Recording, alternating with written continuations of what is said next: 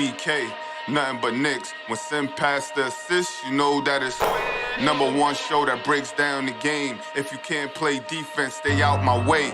Dribble the ball, come down the lane. 5 seconds on the shot clock, who gon' win us the game?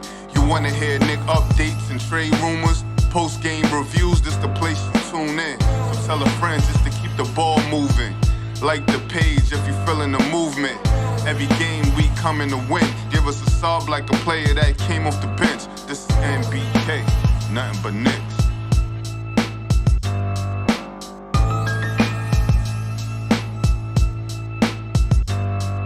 Knicks family, what's poppin'? It's your boy. And we are here, ladies and gentlemen. It's been a long day of free agency, but we're here to wrap up today.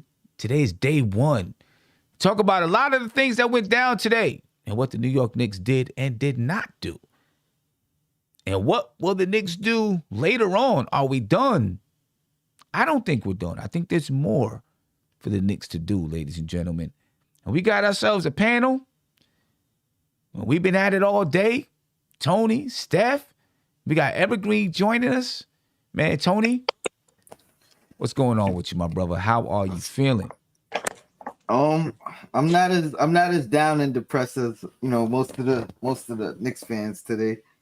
And I think once we get into this last show, I think there'll be a little bit more optimism for a lot of these Knicks fans. So I'm excited for this wrap up.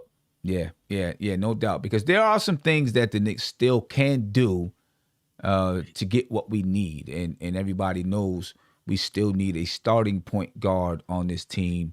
But we're going to give you the rundown of what the Knicks did, and then we'll talk about it. Steph? Yeah, I can't say I'm not disappointed, but I understand because I think the Knicks went out and did their due diligence. They tried to trade for players. They tried to sign players. And most of the players, for the most part, re-signed with their teams, So I'm not quite sure what else they can do.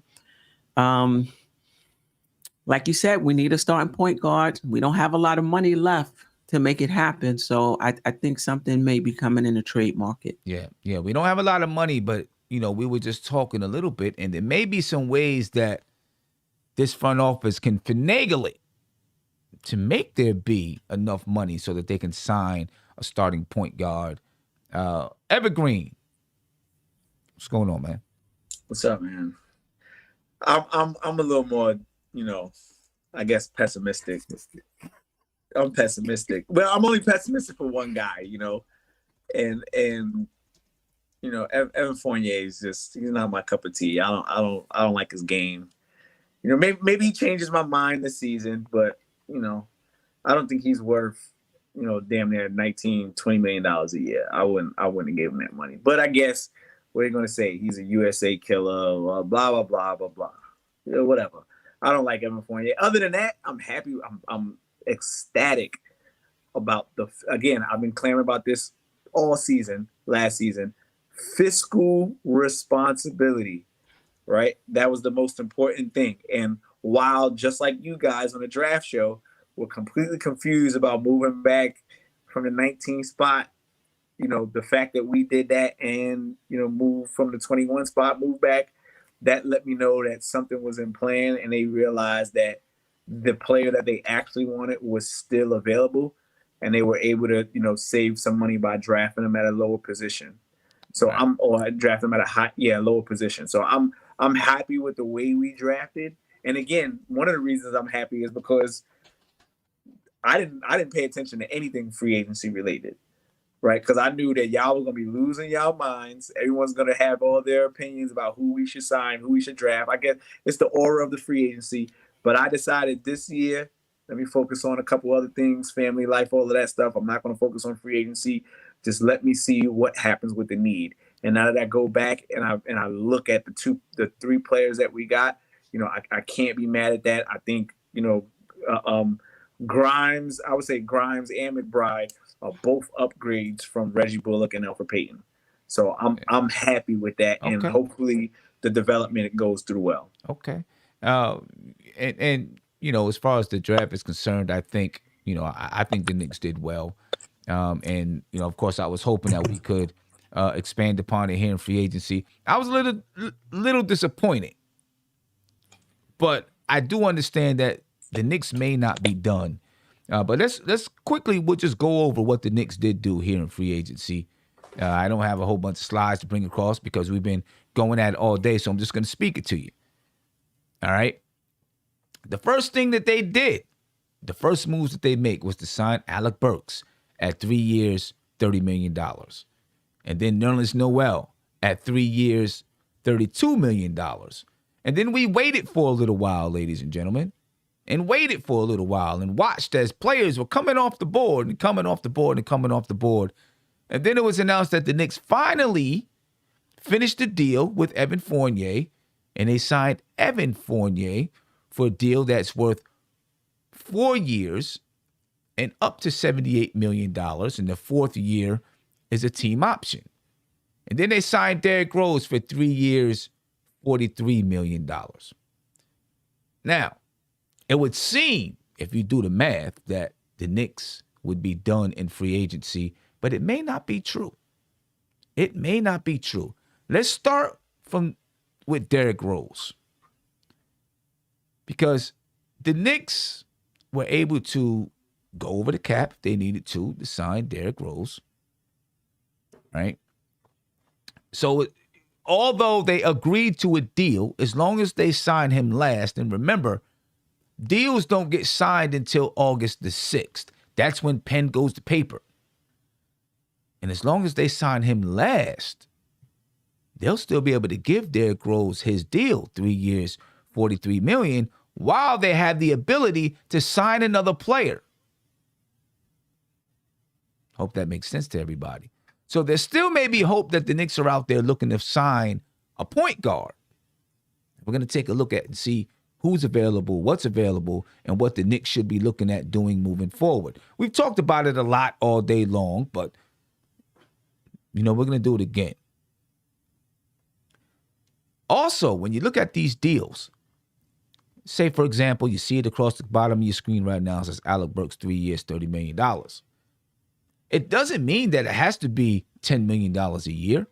Alec Burks could get $8 million in the first year, $10 million in the second year, and $12 million in the third year, and that would still equal $30 million. The same thing for Nerlens Noel. Noel could get $7 million in the first year, $10 million in the second year, and then $15 million in the third year. And it would still equal $32 million. If my math was right with all of that there. I think that's 31, but right. we get your point. Yeah, you get the point. Trying to do some mental math real quick. But if you do it that way, just think about it. You do it that way, you just saved $2 million in year one with Alec Burks. You saved $3 million in year one with Nerlens Noel. That's $5 million right there. Right? And then when you look at Evan Fournier, how is that contract structured? Maybe he gets $16 million in the first year instead of 19.5. And if he does, well, that's $3.5 million you got to add on top of that $5 million, which now gives you $8.5 million that you can go out and get another player.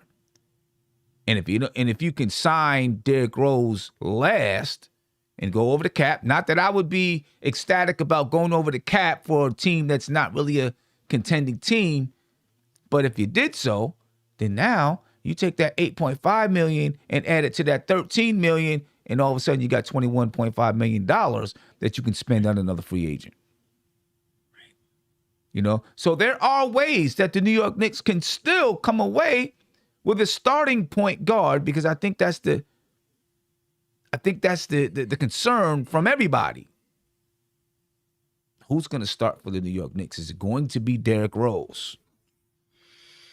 Right? Or is there going to be somebody else who becomes the starter? And I see Josh in the chat. He says he's going to bed, but then he comes in the chat and tries to take a jab at somebody. He says Simmons trying his best to talk himself into believing the Knicks had a successful free agency. No, I'm telling you what the facts could be. That's what I'm doing. I'm telling you that it is possible that the Knicks could have structured the contracts so that they save more money in the first year to give them the ability to sign other players. That's what I'm telling you, Josh. Right? So, you know, the possibilities are still there that the Knicks can come away with a start point guard. Hopefully. I see Greg in the chat. He says, Sim, do we know if any of those 3 years deals have any team options? Well, we know Evan Fournier has a team option in year 4. Alec Burks, I believe, is fully guaranteed throughout the entirety of the contract. Not sure about the other contracts there. So we will see how the Knicks proceed to move forward.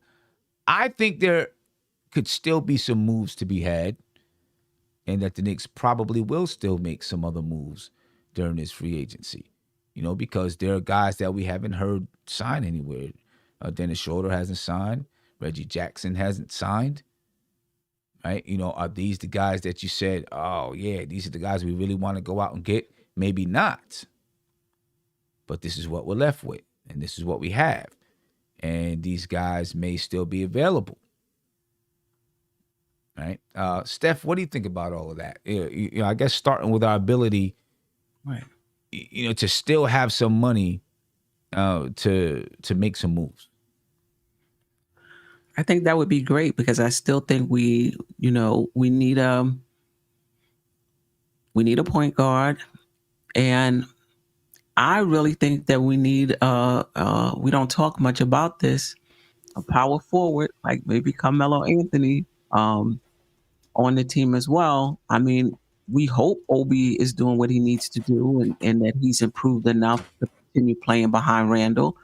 But I think we're going to need more than what we got from him last season. And I don't think it's a bad thing to have a veteran 4 just in case. You know, he goes through his ups and downs as most second-year players do. We have somebody that can plug in there too. So I really do hope we have money left. We're here for the heavy flowers. For a point guard and a backup power forward. But we may have to trade for it. Yeah, we may have to. You know what? You know, if you're signing a backup power forward, and if the Knicks are intent on just rocking with the point guards that we have, then I think you probably still will have some money to sign a backup power forward. I do think, one, you can sign as many veterans minimum contracts as you want to, and then 2, I think you still have some exceptions out there. I'm not sure, but you may still have the mid-level exception. I don't know if that or maybe that was used on Derrick Rose. We will see how it all works out in the end. Right. You know, we'll see how it works out in the end and what was used where, why, and when. Tony? Yes, sir. I agree. I think we're still in a good spot. I do agree. A backup 4 would be good as well as a point guard, but we got to prioritize the point guard position for sure. And then yeah, maybe that vet minimum we could fill in that backup 4 spot. But yeah, I'm interested to see where we go from here. I've said it on every show tonight, but I think Colin Sexton, we got to look into that move. I'll give up one of our own picks. I'll give up the 2 restricted, and you know, their choice of Knox or Obi, if we got to give up that much. But that's as far as I'm willing to go. Well, let me ask you this. And speaking of Colin Sexton, I guess we'll start there. And, you know, how we would move forward with Colin Sexton. Do you think it would be Knox or Obi, or do you think Quickly could end up being added in that deal? And here's the reason why I asked that question. Because if you bring in Colin Sexton and he's the starting point guard, and then you have Derrick Rose at the backup, that works too. Yeah, and I mean, but you just picked up Quentin Grimes, who I think most people expect is going to be able to come in and give you some decent minutes. So now you might have Grimes at the 2 in the second unit, probably the two. Alec Burks at one of the wing positions, and then you have Nerlens Noel at the 5, and you'll have a 4. You know, maybe Obi's included in the trade, maybe not. Who knows?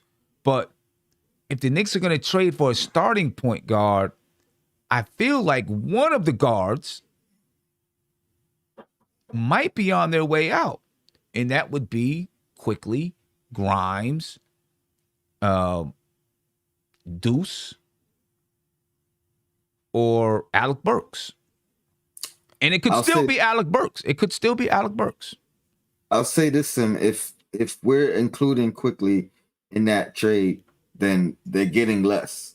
They're not getting my 3 picks. They might not even get 2 picks. But we're overvaluing quickly. You know what I mean? They may not. I'm valuing what he does. I'm not looking at upside. I'm not looking at potential. I'm looking at what he does and what he does well, and that's shoot the ball, and that is valuable to me, and I think that's valuable throughout the league. I'm looking at it, and he's probably the most valuable piece that they would want. I think they would want quickly before Knox. I think they would want quickly before Obi. So if that's the guy that they're targeting, then yeah, I'm gonna lower my picks. I mean, if it takes quickly and the 3 picks, I'll probably still do it. But it's a negotiation. You know what I mean? Yeah. Because ultimately, I feel like we got to do what we got to do to get that boy here. Yeah. And I hope we do. Evergreen, would you trade quickly or include quickly in a trade for Colin Sexton? So on Is he muted? I can't unmute Evergreen right now for some reason. I don't know why it's not unmute. Oh, there you go. There you go, Evergreen. Would you include quickly for Colin Sexton? No. Would you? I like quickly. Okay. So how would you work that out in that because if you bring in Colin Sexton, I'm assuming that you're bringing in Colin Sexton to be your starting point guard. Derrick Rose is your backup point guard. What are you doing? You know, now you got Alex. So you got Quentin Grimes. I want to clarify how we got the Grimes acquisition, right? So we moved back, and when we moved back, then they drafted for us. Is that correct? Who drafted for us? We moved back. We moved back from the 19th spot to what? The 24th spot, right? We moved back from we traded the 19th pick to Charlotte, and we received a 2022 pick, first round pick from Charlotte. Okay, so did we trade away the pick, or did we trade away the player? Well, we traded the player to we Charlotte. Drafted for them. Okay. So the reason I bring that up is because that means that we still have the ability to still trade away next year's draft pick, correct? Right. So what I'm saying is we can still trade away a first round draft pick from next year for Colin Sexton. We can still trade away a first round draft pick and maybe 2 seconds. And to make the money match, we give them Kevin Knox. Because in reality, I think he's the odd man out. Because Kevin Knox is a player that can play multiple positions. He's the odd man that's really out of this. So I would give up a first round draft pick, 2 second round draft picks, and Kevin Knox and see if they'll bite on that trade. Right now, if they want to throw in a Larry Nance Jr. per se with that, then I may throw in quickly to at least make the positions match up. At that point, you're throwing Obi because we're losing a backup 4. We're gonna need a backup 4. Okay, and I'm fine with that. I'm fine with that. But I need something coming back to us that's gonna put us over the hump. I'm looking, if anything, I'm really looking to bail out Cleveland, because I foresee the same thing happening last season with them and Andre Drummond happening this season with Colin Sexton. But I see the same exact thing. I'm having a hard time. The writings are on the wall to it. I'm having a hard time understanding how Kevin Knox is the odd man out when you kind of have a glut at, if you bring in Colin Sexton and you don't trade away Emmanuel quickly. I mean, I guess, they can deal with it however they're going to deal with it. Somebody's going to be riding the bench. But at the guard spots, the backup guard spots, you got Derrick Rose, you got Quickly, you got Miles McBride, you got Quentin Grimes, and you still might have Alec Burks at those guard spots. we know Alec Burke isn't playing. He better not be playing the one at any point in time this season. But I'm speaking of the one. I'm speaking of the one and the two, because I'm assuming that off the bench is going to be Derrick Rose playing the one off the bench, and I guess Emmanuel Quickly may be playing the two off the bench. So now where is Miles? So McBride? are we considering Grimes a 2 or 3? 2. I mean, he's probably a 2, but he can, he could probably go back. He could probably play either position because he's a defender, so he can defend either position, I would think. So I foresee Grimes as a 3, right? Which means, regardless of how that's set up, either McBride's short. I mean, obviously we know Vildozer's not getting played as of right now, at least. Well, we don't know, but even if I he's would a much 3, rather give up. That makes him third string. Well, the thing is Cleveland has a glut in the same exact position. Are they going to use Emmanuel Quickly as a 1, or are they going to use him as a 2? Like, what position is if we give them Quickly, what position is Cleveland going to play him at? I would Right. I think the way the rest of the league sees him, he's an undersized 2 guard. So really, he's a 1. Yeah, that's going to be. You would think they'll play him at the 2. See, and I don't know. That's a tough question, and that's why I say I value him. I value him over Knox. I'm willing to give him Knox and throw in an extra draft pick, as opposed to, I give them 1 draft pick and 1 first rounder and 2 second rounders, as opposed to giving them Quickly. I would rather lose that asset in a draft pick as opposed to losing the value that we built up with Emmanuel Quickly. I like the boy. I think he needs to stay here. All right. So, I mean, think she's muted. Any trade or any way that we bring in a point guard, I think is going to cause some form of a glut, and I guess that's okay, because you'd rather have talent than not have talent on the basketball team. You know what I'm saying? So, if you got a glut, then you just have a glut. Steph, if we do trade for Colin Sexton, are you worried about his ability to be your lead guard, or does having Derrick Rose kind of change and say, you know what, if Colin Sexton isn't getting it done, then we can throw Derrick Rose in there? Yeah. I mean, and that's how Tibbs operates, period. So even if he does start, if he's not getting it done, if the offense is not moving the way Tibbs would like it to move, I can definitely see him bringing Rose in early. The thing with Rose is that he seems to be on a minute restriction, just because of his injury. So we can't even get another point guard. We might need a third string point. Well, we got Luka. Let's see how that works. Let's see how McBride works as well. But yes, I'm not worried. You're right. I do think Tibbs would sub him out and put Rose in, and he may not finish the game, depending on how his ball movement is, depending on how he was playing that game. Yeah. Tony. Yes, sir. What do you think, given the roster that we have now? So far, right now, and I'm not going to mention Derrick Rose. I'm gonna mention the roster, the starters without Derrick Rose, assuming that we're gonna add a starting point guard, right? So you'd have Evan Fournier, R.J. Barrett between the 1 and the 2. I mean, I'm sorry, between the 2 and the 3, right? Between the 2 and the 3. And then you got Julius Randle at the 4. You got Mitchell Robinson at 5. Assuming, let's say Derrick Rose, let's say he's coming off the bench, and we're going to go get another starting point guard. What skill sets do we need that point guard to have in order to work with that lineup and get the best out of that lineup?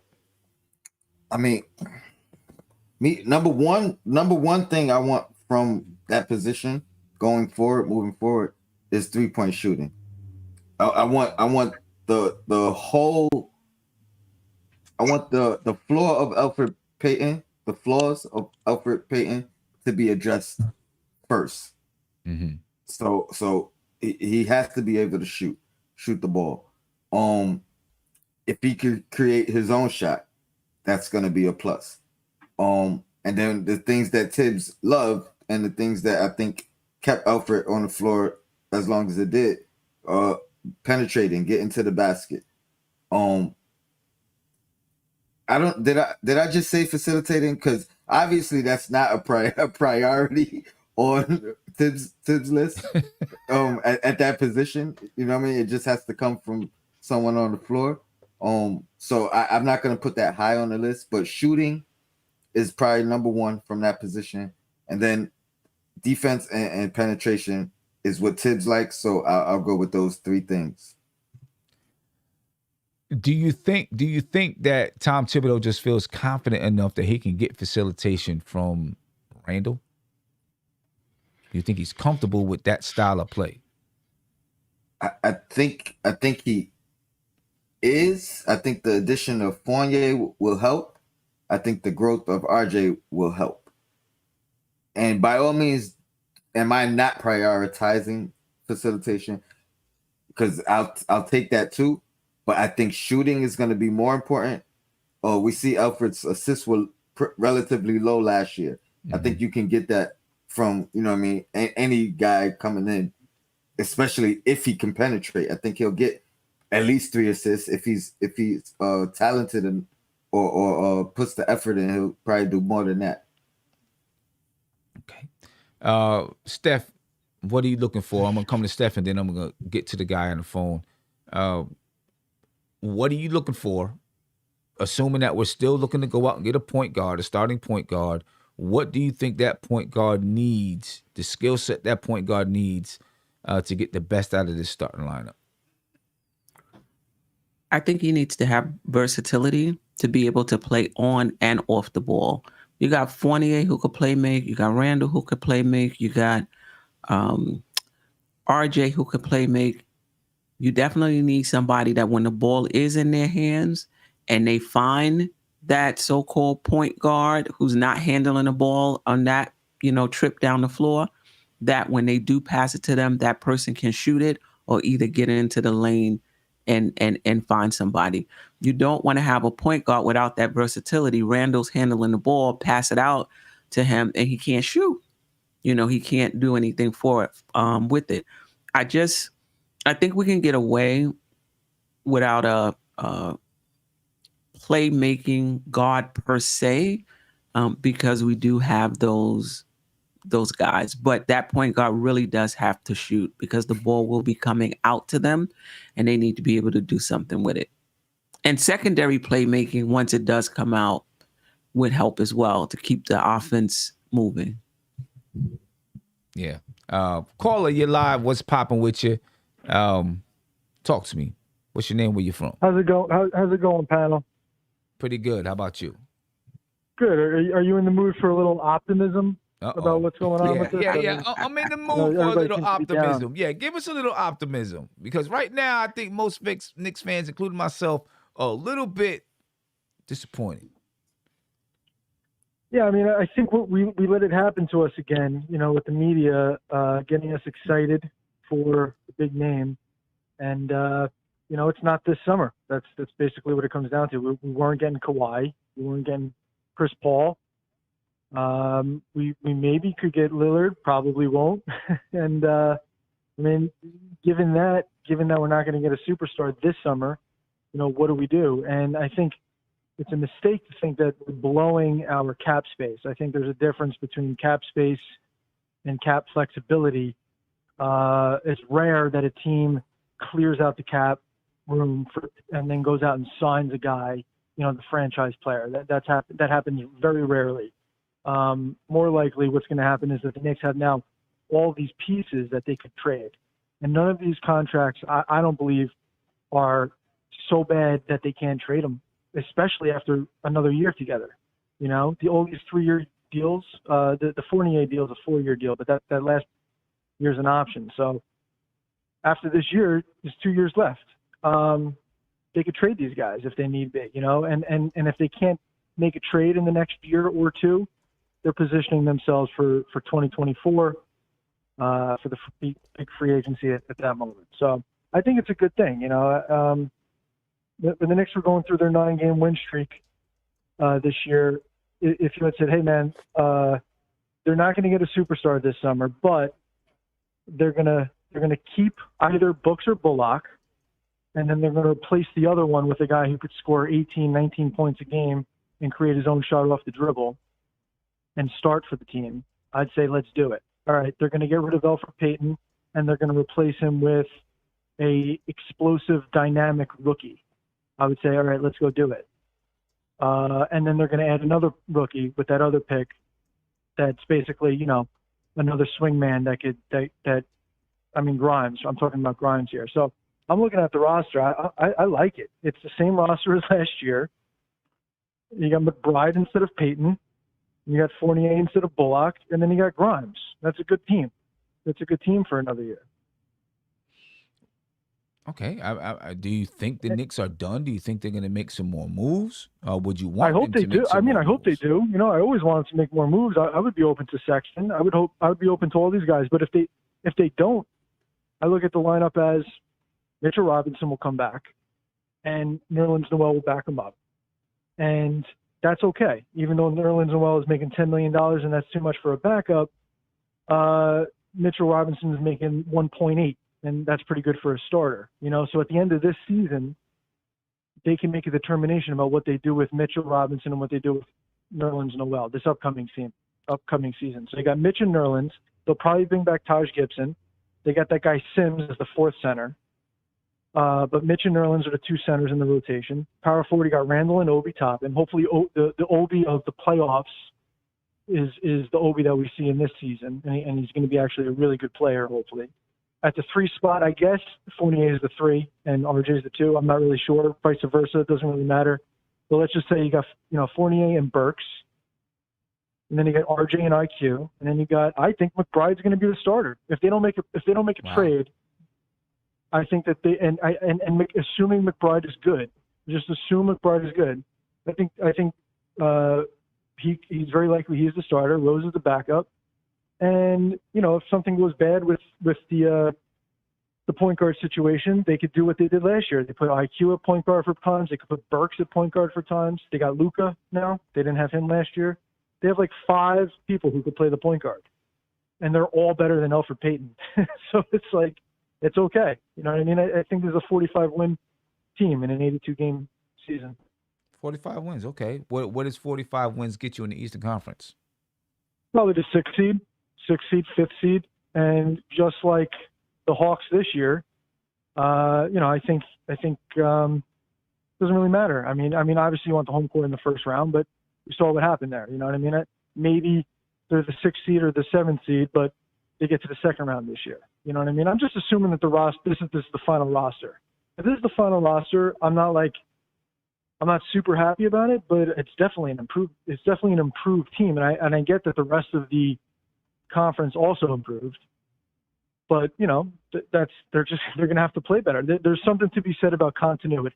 So if you weren't going to go out and you weren't going to get Lillard this offseason, if you weren't going to go out and spend the big money to get the superstar this offseason, bringing back Nerlens Noel, Alec Burks, and Rose is pretty good. And it's on that 3-year timeline. They could trade those contracts. They probably won't be able to trade D Rose. That contract might not. That's probably the worst contract given his age and stuff. But that's okay because Rose is probably going to retire with the Knicks. We'll probably ride him with Rose until the end of his career, most likely. You think? So are you saying that these 3 years is the end of Derrick Rose's career? No, maybe not. Maybe not. I'm simply saying that maybe at the end of this phase of his career. You know how we were talking about. You guys always talk about how he's in a new phase of his career. I think that he was really good this year for us. He was really good. Yeah. There were stretches of games this season where it was like, of course he was going to make $12 to $15 million this year. You know, so if they let him walk, I would have been like, all right, very well. But they brought him back. Like he's a good. If we have the Rose of last year, if we have that for another 3 years, that's fine with me. And Nerlens and Burks, they could always trade those contracts if need be. And same thing with Fournier, same thing with IQ, same thing with Grimes, same thing with McBride. They could trade these guys if they need to. Okay. All right. Well, so I think they got a lot of flexibility. They don't have cap space anymore, but they have roster flexibility to go out and still get that big name over the course of the next 3 years. And if they don't do it, they'll have cap flexibility in 3 years. Right. Okay. Well, depending on how the Knicks structured these contracts, we'll find out, I guess, in the coming days if the Knicks still have at least a little bit of money to spend in free agency. And right now they do have one roster spot available. Mark, I appreciate your time, my man. Thank you for calling in. Thanks a lot, guys. All right. Appreciate you. Shout out to Mark, man. You could tell he follows us all the time. Yeah, no doubt about it. Let me get to another phone call here. And then I want to get in and talk about Dennis Schroeder, talk about at least one more other guy besides Dennis Schroeder. What's going on? And the possibility. Rob the Nick, what's popping with you, man? Man, what's going on, fam? How you feeling? I'm doing good. Just sitting up here with the draft. I think my guy who just got off the phone, he pretty much had the same thing to say that I did. Okay. All right. It was like, yeah, because I think, man, the Knicks fans are bugging out right now. They just like, everybody wanted who they wanted. And if they didn't get who they wanted, it's a bad free agency. The Knicks did what was necessary. I'm glad they didn't hang around to the end and then just start picking from what's left. They got in their minds. They learned from the last time. They got in their minds who they wanted. They pointed them out, and they went and got it. And Fournier is a good player. He's a good player. He's better than Bullock. He's going to learn Tibbs' defense. I have no problem with it. And it's a tradable contract, and that's a super. See, last year, we had a bunch of contracts with nobody making money. If a superstar was to come, we would have pretty much had to give up like 7, 8 players just to equal the money. At least now we have one player that we can trade the money, that we can trade along with probably another player or two and get that superstar with the draft picks. Before we was going to have to gut one way or the other. This time we don't have to. So I think that's a good thing looking at the All-Star break when, when these disgruntled players get to where they, you know how they act. So, I'm looking at it like, yeah, I could still see us doing a whole lot better because I'm big on continuity too. I believe that Quickly and them is going to get better, a year better. Everybody want that superstar. The Knicks didn't get the superstar. They go, it wasn't nobody out there. It wasn't nobody out there, and people don't realize that. Oh, we were supposed to force the trade. They will come if it's meant to be, it will be, but it'll be on our terms. Yeah. And we have to be fine with that. Everybody is not fine with a lot of things that's going on in the organization. But then when the wins come, it's still, but we won, but because they didn't get their player. They got to quit looking at the name on the back of the jersey and look at what's going on in the organizational standpoint. We doing real good. We got some good rookies that we're going to see what they're about in Summer League next week. We got a proven player that can get us 18 to 20 points tonight that can carry an offense for a half or for a game to that matter, without everything completely collapsing. People don't know when you're on the court and scoring is coming, there's a lot of different things that they can't do, that they was able to do. Oh, they play him to the left. They played Randall to the left. They played RJ to the left. That's just like playing somebody to the right. That doesn't make any sense. Because if you're an NBA player, you should be able to go left and you should be able to go right. Just like if you're right-handed, you should be able to go left. You should be able to go right. They got this thing about left-handed players like they can only just go left. And that's not necessarily true. So they need to leave that alone. Stick to what we're doing. We have a trade, but I feel as though they don't need to go after Sexton right now. You got McBride. That's pretty much, and Sexton is pretty much low IQ. We don't need another guard right now that's low IQ. Let Rose bring along McBride, or they deal with the guy from Australia, or they deal with that. You work it out now. You know you have money left. You can't do nothing big right now. You might can do what you did last year. Get somebody from overseas late in the season that nobody else can afford, and then you add them to the roster. This thing has got to build slow. All right. Well, I know we won these games. Can I speak with Rob real quick? They want to fast forward it. Yeah. They don't need to. Go ahead, Tony. Hey Rob, it's Tony Crow. Yo, what's going on? Oh, what's up, Tony? What do you think about still acquiring Sexton and using him as an asset? Because I think more than anything else, even if you're not keeping him long term, he becomes a real valuable asset, even with that $6 million contract. But having his bird rights and being able to use him in a sign and trade moving forward, or a trade before the during the trade deadline, I think that's a viable asset. What do you think of that? Yeah, that's something that, that we can consider, though, but I don't really want to take minutes from people that was already on the team last year. So in him scoring 24 points a game on a bad team, then you get with a good team, what does that look like? With Randall getting the ball, and then you have to take, you're not getting all the shots that you've been getting. What your game is going to look like that then? So that's what we'll be taking a chance with. But to use him as an asset, a quick flip to get him in a trade or something like that, then we can quick flip him though. But his basketball IQ, that's the only thing. His assist ratio is not high. So we just got another scorer. And then his game pretty much looks like McBride's.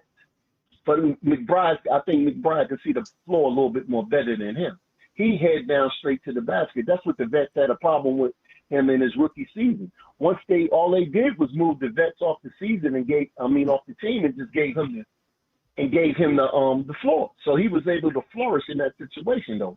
But just a scoring guard, that's pretty much what he is. And he's undersized. And he doesn't look for passing too much. So what can we really do with that besides the access? I can see that. But I think that the way Tibbs move and then, it depends like how do these guys look in summer league.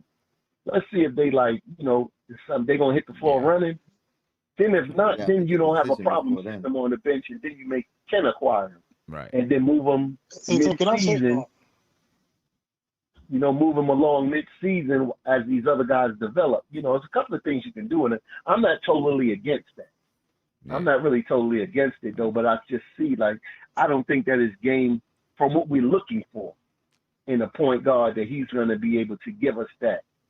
He's going to be a scorer, and that's pretty much.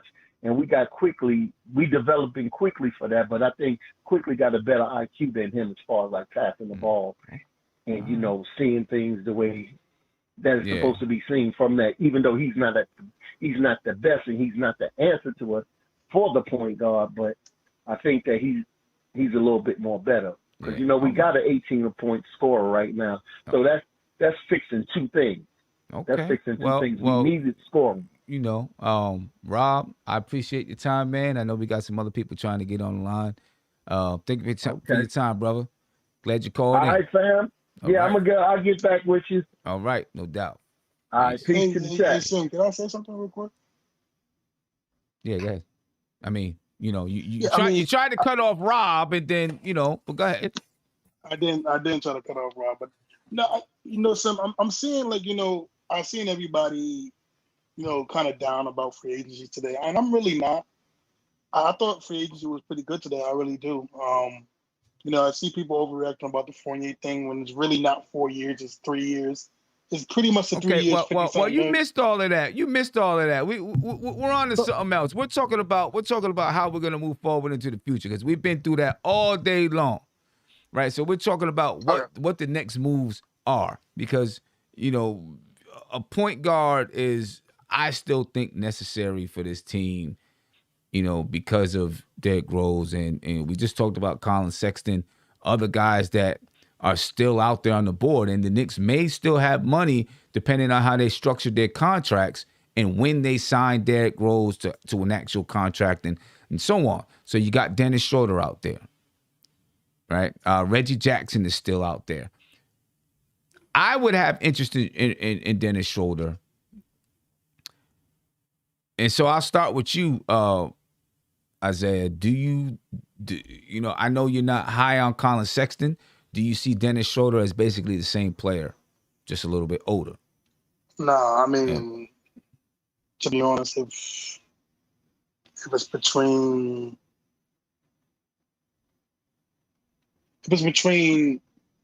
Sexton and Schroeder, I'm probably gonna take Sexton. I don't like Sexton, but I really don't like Schroeder. I'd rather just take the chance on him for a year, if that's worst case scenario. Take him out for a year and then trade him before I take Dennis Schroeder. Okay. All right. What is it about Schroeder that you don't like? It's just, I don't know. It's just his game. I really don't like it. Like, I mean, again, the playoffs, he just underperformed in the playoffs really, really bad. He's probably one of the worst point guards in the playoffs. It's not going to help us here. I don't think it's going to get any better. I don't know. I just really don't like his game like that. His game doesn't really impress me. To me, he hasn't really been really, really good since the Hawks, in my opinion. He hasn't been really that good since the Hawks. But, someone's going to take a chance. I'm just not the big Dennis Schroeder fan. I mean, I don't know if I fully agree with that with him. He's been on playoff teams ever since he's been in the league, and that includes with OKC. And he was part of that team that overachieved with OKC. And of course, Chris Paul was there, but he was part of it as well before Chris Paul got there. I mean, he was part of and played a big role in OKC becoming, remaining relevant in the playoffs. I think, he came off the bench behind Russell Westbrook. Then he came off the bench behind Chris Paul. I don't know. I think he's a good basketball player. Tony, what do you think? I'm not mad at Schroeder.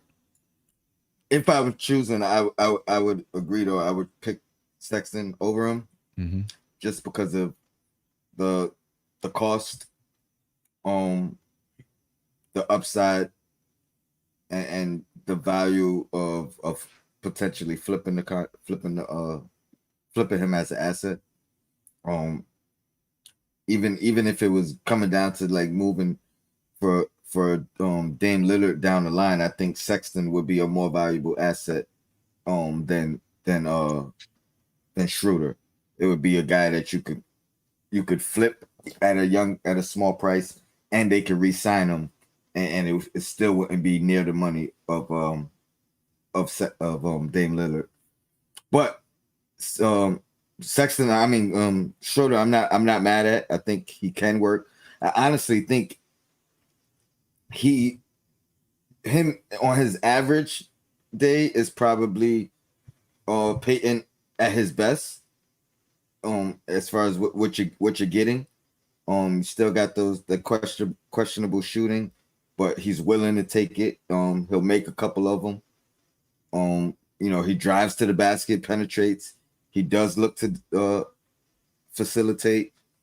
He can rebound the ball. I think all the attributes of Peyton at his best, I think that's what you're getting constantly from Schroeder.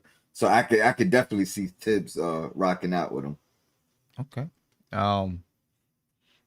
Steph, what do you think about Reggie Jackson? I think I like any of these players for the right price. Right? So it depends on how much he commands. I mean, right now, all of the big name players that I would have liked are off the board. I mean, in terms of free agency, I'm not sure what's going on with Dinwiddie, but at this point, He could bring the ball down the court. He can initiate the offense. He plays decent defense, and he's played in big games. I like that about him, and he played well, at least in this playoff series, in big games. So if we make it back to the playoffs, that's going to bode well for us. And he's he can get a basket. If we need it, he can get a basket. So I'm okay with him. It's not my first choice, but at this point, we cannot go into the season with the point guards, in my opinion, that we have right now. Yes. I definitely agree with that. We can't. I just don't think we can go into, not with the point guards we have. I think we need more. I think we need an established starting point guard. At least with Reggie Jackson, he showed that he can do some things in the playoffs because he was forced to, with Kawhi Leonard being out, he was forced to really step up and perform, and he was able to do that. Right. Hey, Sim, I'll be honest with you. I think, first and foremost, I just want to say, Sim, we have 833 people in here and only 147 likes. So please, people, can we get those likes? Can we at least get 300 in the next few minutes? I know we can do that. So can we get 300 likes in the next few minutes? Let's get it. Let's share it out there. Yes, let's share it out there because we was at about 1,300 people earlier, just about an hour ago. Let's get back up to it. I know there's some late night people that want to talk about what's happening and going on. Right. Let's get it back up to 1K. Sim, I'm lying to you, Sim. I'm lying to you. I need 500 likes in the next 5 minutes. Huh? We have 830 people. We can get 500 likes in the next few minutes. Come on, people. But I was going to say, so this is where I might differ a little bit, Sim. I believe what the Knicks can do, it might be tough, but I do believe we can do point guard by committee. I do believe that with this roster that we have enough wings, and we got three guys between RJ, Fournier, and Randall that are really, to me, really good passers. Really good passers on this team. And I really do have faith that between D Rose and McBride, those are to me the two guys that I really consider to be ones that they can run the offense too. So I have faith in those guys. That between those five guys, we can get the ball moving. We can get guys in their spots for this season so that we can move the ball. And to me, if it's not Sexton, I just don't want to see. I just don't want to see Schroeder. Maybe Reggie Jackson for a 1 year rental, maybe. But I'm just not a big fan. I'd rather either Reggie or Sexton. Okay. All right. Let me get to a couple of super chats here. Kane Marco. Thank you for the super chat. He said, just how many point guards? Actually, he said, just how many damn point guards do y'all need? He said, Rose is starting. We have Deuce, Quick, Burks, Luka. We're good. First of all, I don't consider Burks a full-time point guard. I think he's a part-time point guard. A guy who can run the position if you need him to run the position. We don't know what Luka's going to give us. You still don't know what Deuce is going to give you, even though we think he might be good. I don't think Quickly is a full-time point guard either. I think he's more like a shooting guard. And Rose as your starter, I mean, if Rose is only going to get 24, 25 minutes a night, but he starts the game, okay. I don't know. I think that you need, Rose. You seen it in the playoffs, man. And Rose only played half a season last year. And you seen it in the playoffs. He was tired. I think you got to have more. Will H. Official, he said, don't be shocked if you see IQ start. Okay. I don't know. I don't think he's your full-time starting point guard, though. Ralph Alexander said IQ in the 2022 first-round pick to Charlotte for Sexton and a second-round pick. No. Well, I mean, it wouldn't. Or he's saying the Charlotte pick.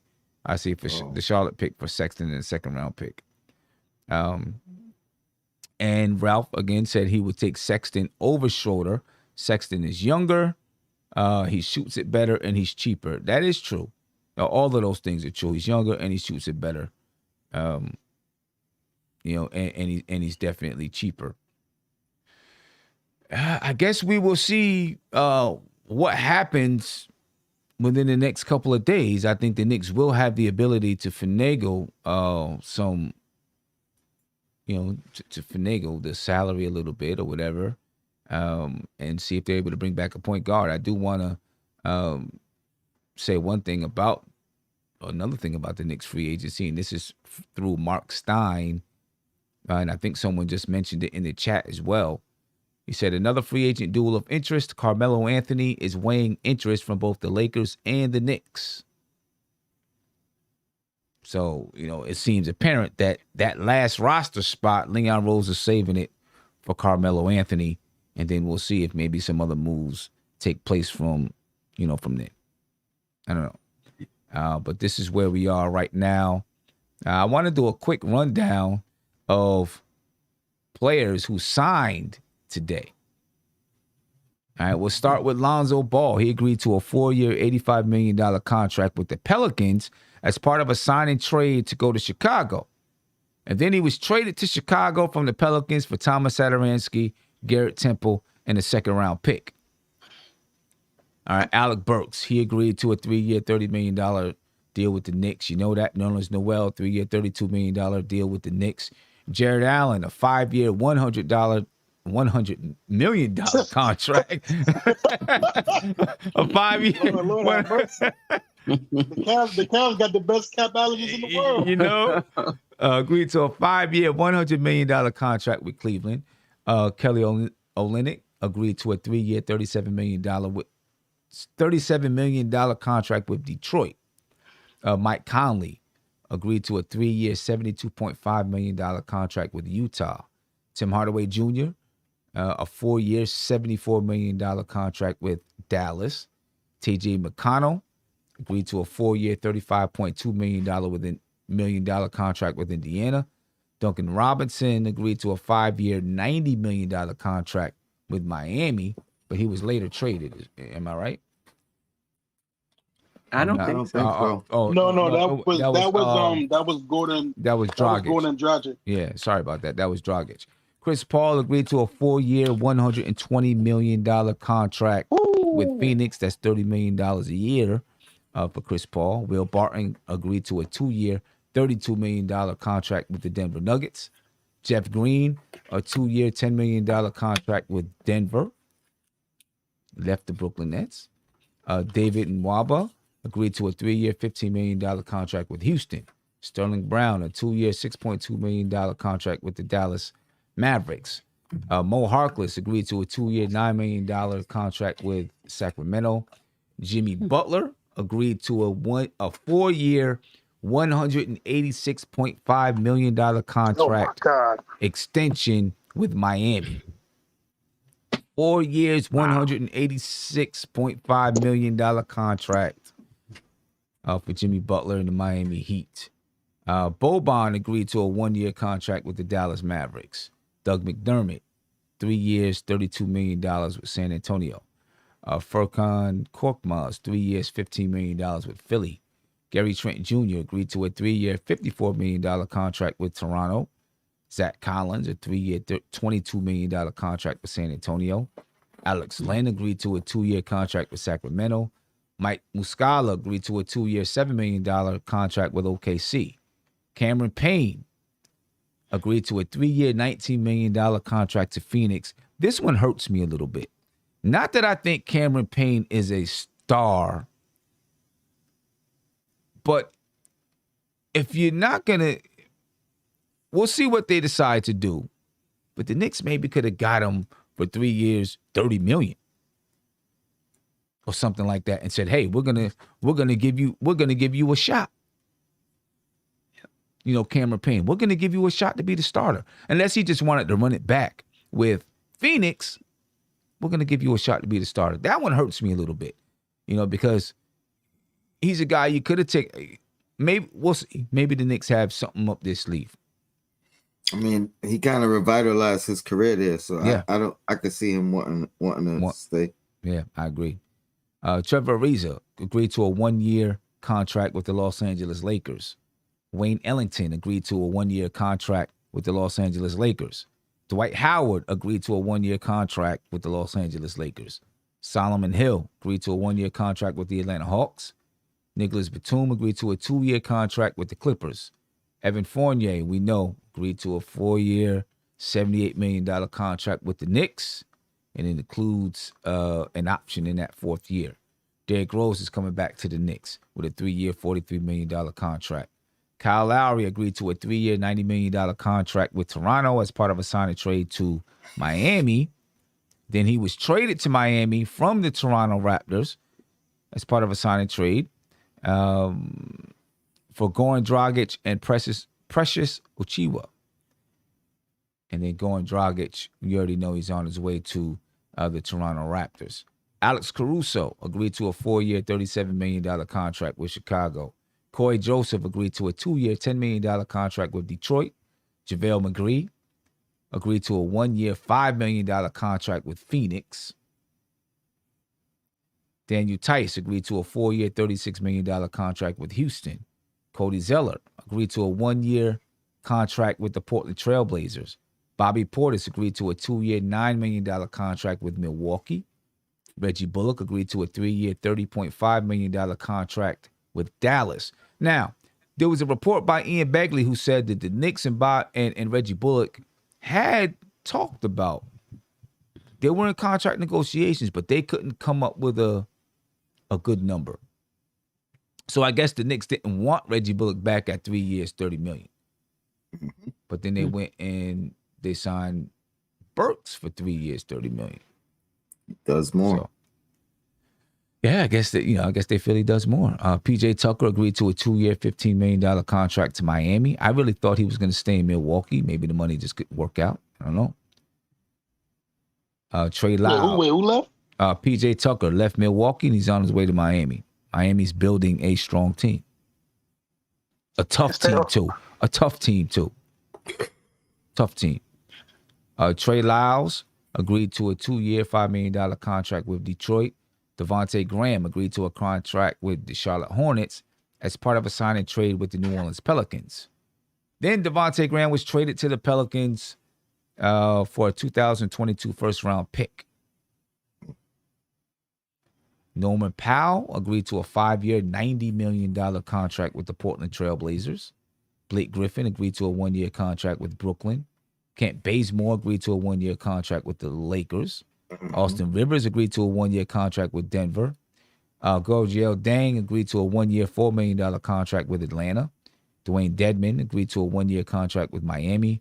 Rashawn Holmes agreed to a 4-year, $55 million contract with Sacramento.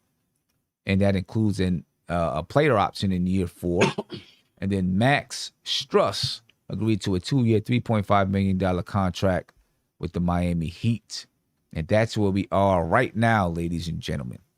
Right now. Can I add one more, Sim? Yes, please. Rashawn Holmes signed a 4-year, $55 million contract to return to Sacramento. Oh, he said that. Oh, he said that one? Oh, I missed it. So, can I say, I can say something about this? Mm-hmm. I wish when you read that list, I wish Knicks fans could stop complaining about the money that was dished out for the Knicks players. I mean, you got guys. I see people in the comments saying, "Well, we overpaid for D Rose or we overpaid for, Nolan Noel," but you got guys like Duncan Robinson and freaking, no disrespect to Kyle Lowry or Chris Paul, but these guys are getting paid $30 million plus, $20 million plus. Derek Allen on the Cavs getting paid $20 million plus. I mean, we're going to complain about guys getting the 14 to 10 million range. I mean, I'm not complaining seeing what everybody else got, and these guys are getting years. I'm pretty sure that once we find out the contracts, you're going to see a lot of team options on that 3rd year, maybe 2nd year. So we just got to be patient, man. We really got to be patient. People are complaining, but I think we got a good squad. I think we got a squad that can actually compete. And listen, I think the Knicks are definitely playing chess 4D chess. Oh boy. Every time I turn around, somebody says the Knicks are playing chess, not checkers. You know how many times I've seen that on Twitter and all over the place that the Knicks are playing chess, not what if they're playing backgammon? I don't know. Because I'm not happy. I'm not happy about what they did today. I'm not gonna lie to you. I'm not real happy about it. I need a point guard. I'm okay with Evan Fournier, but I want a point guard. Right. Listen, I listen. I get that you want a point guard, and listen, we all want a point. But again, this is listen, you're one of the number one guys I know about preaching patience and doing this. We gotta just have patience, man. This is only day one, and then also too. It's day one, but all the point guards are taken up. I mean, it's day one, but everybody's gone. Hey, let me get to a super chat here, and then I'm gonna come over to you, Tony.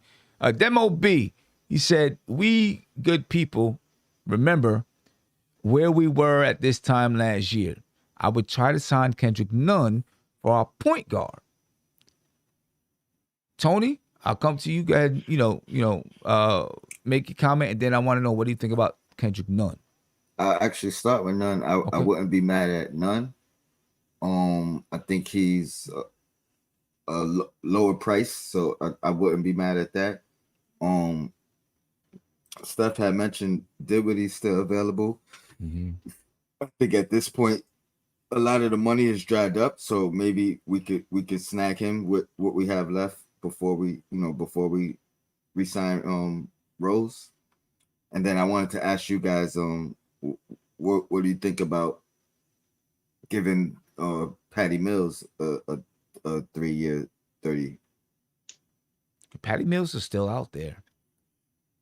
But he's a bench player, though. I mean, he's not a weak guard. He's a veteran, and he does what he does. But he's best suited for the bench, though. He's not suited to run a team. He hasn't been.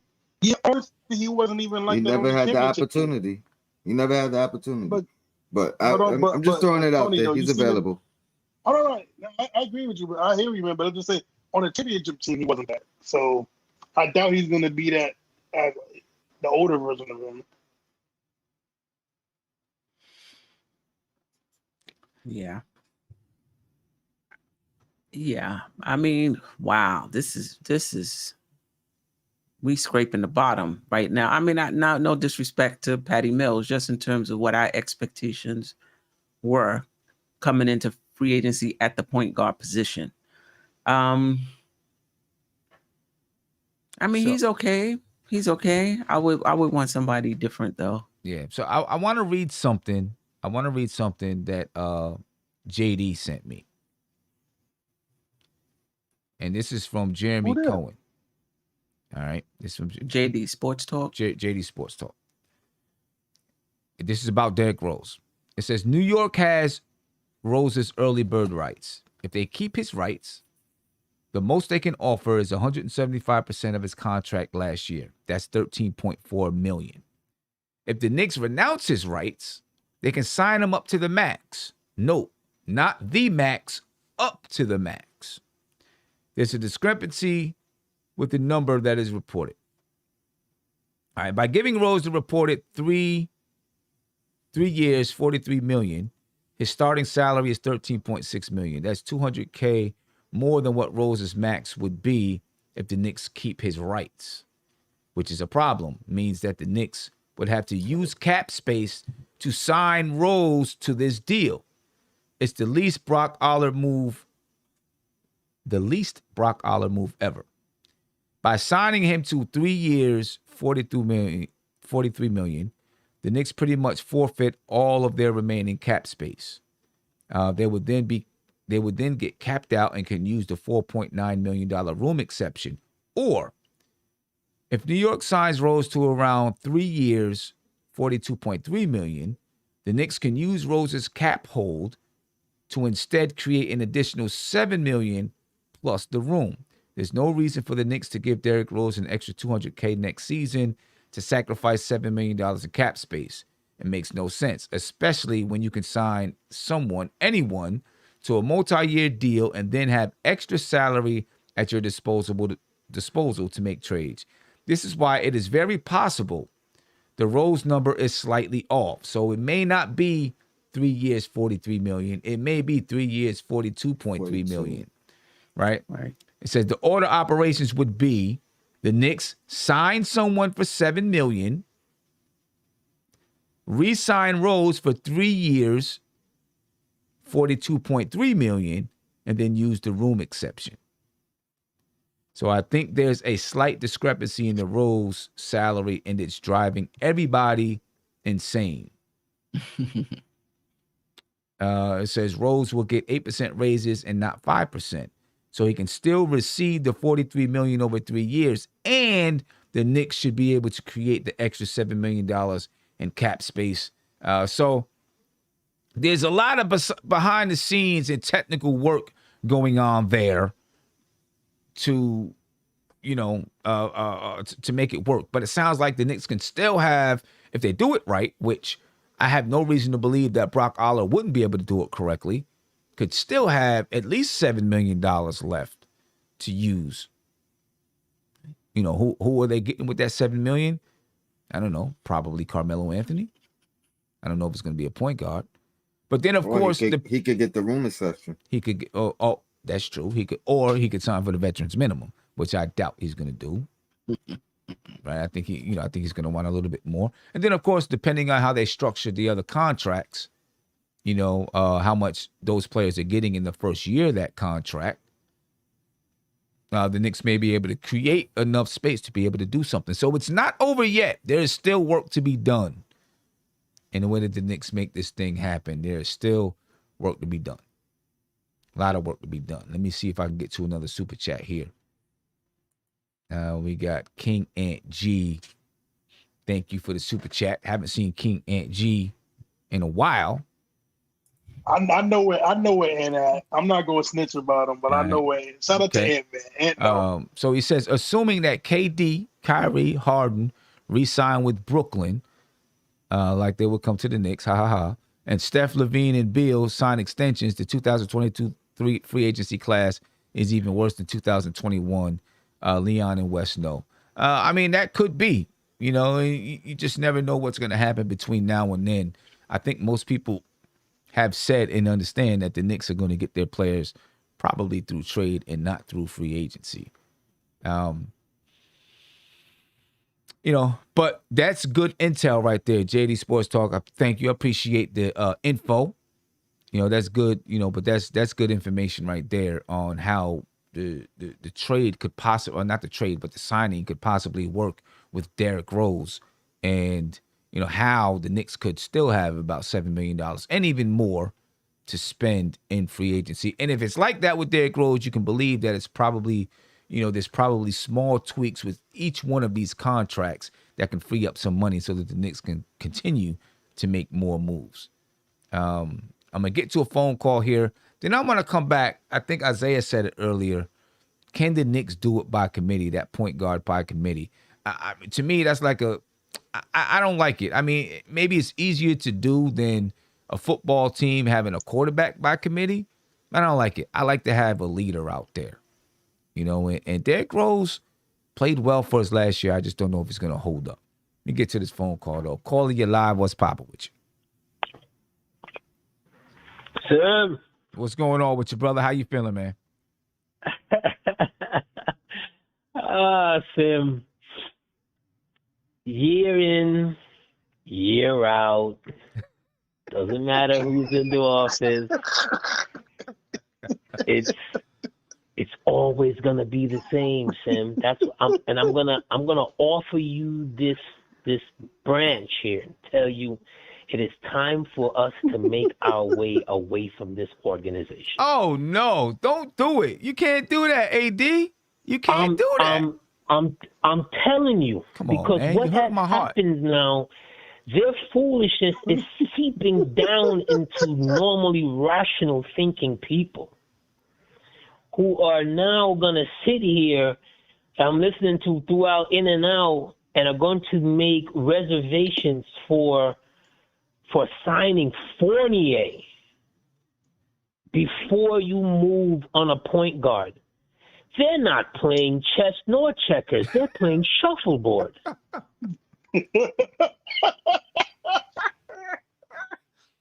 Listen, Okay? listen. I agree with you 100%. I always thought that the Knicks were going to first go and get a point guard and then fill out the rest of the roster. I have no problems with Fournier. I just wanted a point guard, a strong point guard that can lead the troops. Tim, right or wrong, right? Even if we pick the wrong point guard, right? Sheer team construction alone. How do you sign a guy who's not? I could probably name 75 other players before I would take Fournier in a 450 player league. AD, please name him. I will pay you we do not have time. We to, don't have enough 450 time. people. But I could easily name 75 better players than Fournier. Okay? That I would take first, and especially in tonight's draft. I mean, in tonight's free agency, day one. You mean to tell me you would go out there and give Fournier some money before you would try and get Lonzo Ball? Before you would lock up a Spencer? Come on. Well, see, I'm not that sold about Spencer Dinwiddie right now. So, you know, he's coming off an injury. We got to see what he's going to look like when he comes back and play. Evan Fournier, Lonzo Ball. Is Lonzo Ball like this much better than Evan Fournier? I mean, he's getting paid $4 million more. You was giving Lonzo Ball 22. You was giving Lonzo Ball $22 million a year or more. Who's the point guard? I'm gonna give the ball to another person who needs someone to get them the ball because he's gonna stand there and ball hog, and I'm gonna give from what you just read a while ago. How could a capologist possibly make a mistake like that? He didn't make a mistake. He didn't make a mistake. With the roles. No. He didn't make a mistake. What that guy was saying is he thinks the numbers that are being reported are slightly off because the Knicks, they can give him 3 years, $42.3 million, and then be able to save that $7 million and use that $7 million, someplace else. So I don't think he was saying that they did it wrong yet. Hey, AD, it's Isaiah. You can hear me, brother? Yes, sir. It was a pleasure to meet you, man. You're really great guy. Yes, sir, my brother. Absolutely. But you're killing me. But AD, stop it, man. Because you know what's going to happen, killing me. You're killing me. You know what's going to happen, AD? You know what's going to happen this season? Fournier's going to have a 35-point game. He's going to hit the game-winning shot. You're going to come on some show, and you're going to be like, I like AD. That's my guy. I like Fournier. That's my guy. AD, I know you, bro. I'm telling you, fam, who's getting him the ball, fam? Who's getting him the ball? Hey, listen, but listen. Let's see what happens. There's still time for some things to happen. Still some time. Listen, you know what, I just Tim? want here's my thing. AD, I don't want it to happen to you when Fournier has a 35 efficient game. He's on fire. You got Mike Breen screaming bang, bang, bang, and you come on here saying, I was wrong about Fournier. I got it, Sim. You my man. I was wrong. I don't want that to happen to you, bro. It's not about one game. It's not about Chef. It's not about one game. It's not about one play. Their team construction is off. Why would you give Nerlens Noel a 3-year contract? Nerlens Noel is a one-trick pony. He can't catch. He can't get a tough rebound. He has not grown into his man body. He's still rolling around with a junior high school frame, and he's almost 30 years old. AD, you listening? Yes, sir. How many games did Noel with that skinny ball, with that skinny frame, block a big time game-changing shot during the season? Several. Yeah, but he's got a 20K rebound. But hold on, this is the problem. And I'm not coming at you, AD, but this is the problem I got with everybody saying that we paid Noel too much. Listen, I get that. You got Andre Drummond, you got Dwight Howard, you got to take a $5 million. Are we going to sit here and say that what Noel did last season wasn't worthy of $10 million? When he's no. I'm not. See. Here's the point that you're missing.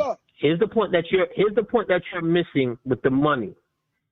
It's the contractual years, the obligations that you have. These guys are role players. You see, for as bad as we thought of Mills and Perry that last year when they struck out with KD and whatever, the guys that they signed, first of all, two out of the guys that got their sign is better than all four. One being Randall. The guys that they signed had team-friendly deals. They protected the salary cap space. You see, but AD, the Knicks have not done that. Brother, we don't. But AD, hold on, AD.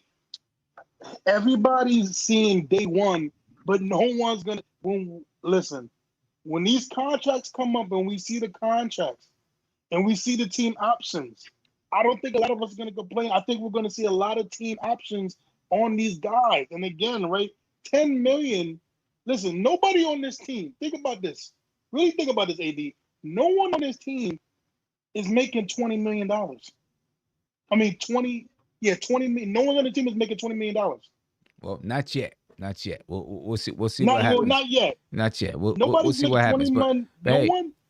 But hold up, Zay. Hey, AD, I got a lot of people trying to get on the line, man. Yeah, fam. Go ahead, fam. You know what it is. It's family fun. I was up there the other day, brother, but I didn't get a chance to chop it up with I you, didn't get man. a chance to nice sit with you and chop it up, man. But that's all right. We're going to have another one. All right, We're fam. going to have another one. Appreciate you, brother. Appreciate it. Let's get you another phone call here. Call you live. What's popping with you, brother? How you feeling? Hey, what's up, son? How's it going? It's Kareem. Kareem, what's going on with you, man? Kareem, what up, baby? Cut his mic off. How's it going? It was good, Isaiah. What's up, everyone? Yes, sir. So, what's going on, man? How you feeling? I'm not mad, bro. Like,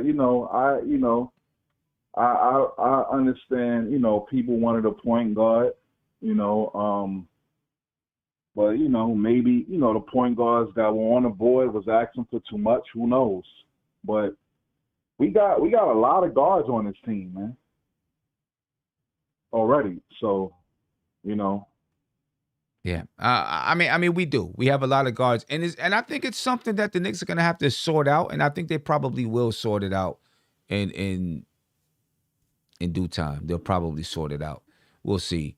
I do want to take a look at this really quick because the Knicks Summer League roster has been released, and I want to find out, any of these guys. Do we think any of these guys are going to be able to step up and really man that point guard role if we don't get another point guard in free agency? Looking at the Knicks Summer League roster, you got Quentin Grimes, Tyler Hall, you got Rokas, Kevin Knox is going to be playing on the Summer League roster, Miles McBride, Justin Patton, Emmanuel Quickley, Quentin Rose, Wayne Selden, Amir Sims, Jericho Sims, Obi Toppin, Reed Travis, Luka Vildoza, and MJ Walker. Of course, guys that are definitely under contract with the New York Knicks. Quentin Grimes, he's under contract with the Knicks. Kevin Knox is under contract. Emmanuel Quickley is under contract. And Obi Toppin is under contract. So is Luka Vildoza. Luka Vildoza has I think he has 3 years remaining on his contract, and all 3 of those years are non-guaranteed. Miles McBride, he's a second-round pick. He does not have a contract yet. So in the coming weeks, you will hear the Knicks announce a contract with Miles McBride. Same can be said for Jericho Sims. No contract as of yet. Rokas Jokic, I don't even think the Knicks will be giving him a contract this year. He'll continue to play in Lithuania for at least another season, and then we'll see if he comes next year. But I'm anxious to see him play. Summer League starts Friday. I don't know. You know what? He's here in Summer League. We'll see. Summer League starts on Friday, so I'm anxious to see, what these guys look like. I really want to see Quentin Grimes. I want to see Miles McBride. And I want to see what Rokas. I think Miles McBride going to cook. He wants that contract. Oh, yeah. He wants a contract. He wants a contract, without a doubt. Because being a second-round pick, his money is not guaranteed. Not like Quentin Grimes. Quentin Grimes' money is guaranteed. You know what I mean? Mm-hmm. But of the guys that, Miles McBride, obviously Rokas is not going to, be here, not this season at least. But Miles McBride, Emmanuel Quickly, do you think these guys can step up and run that point guard spot for us?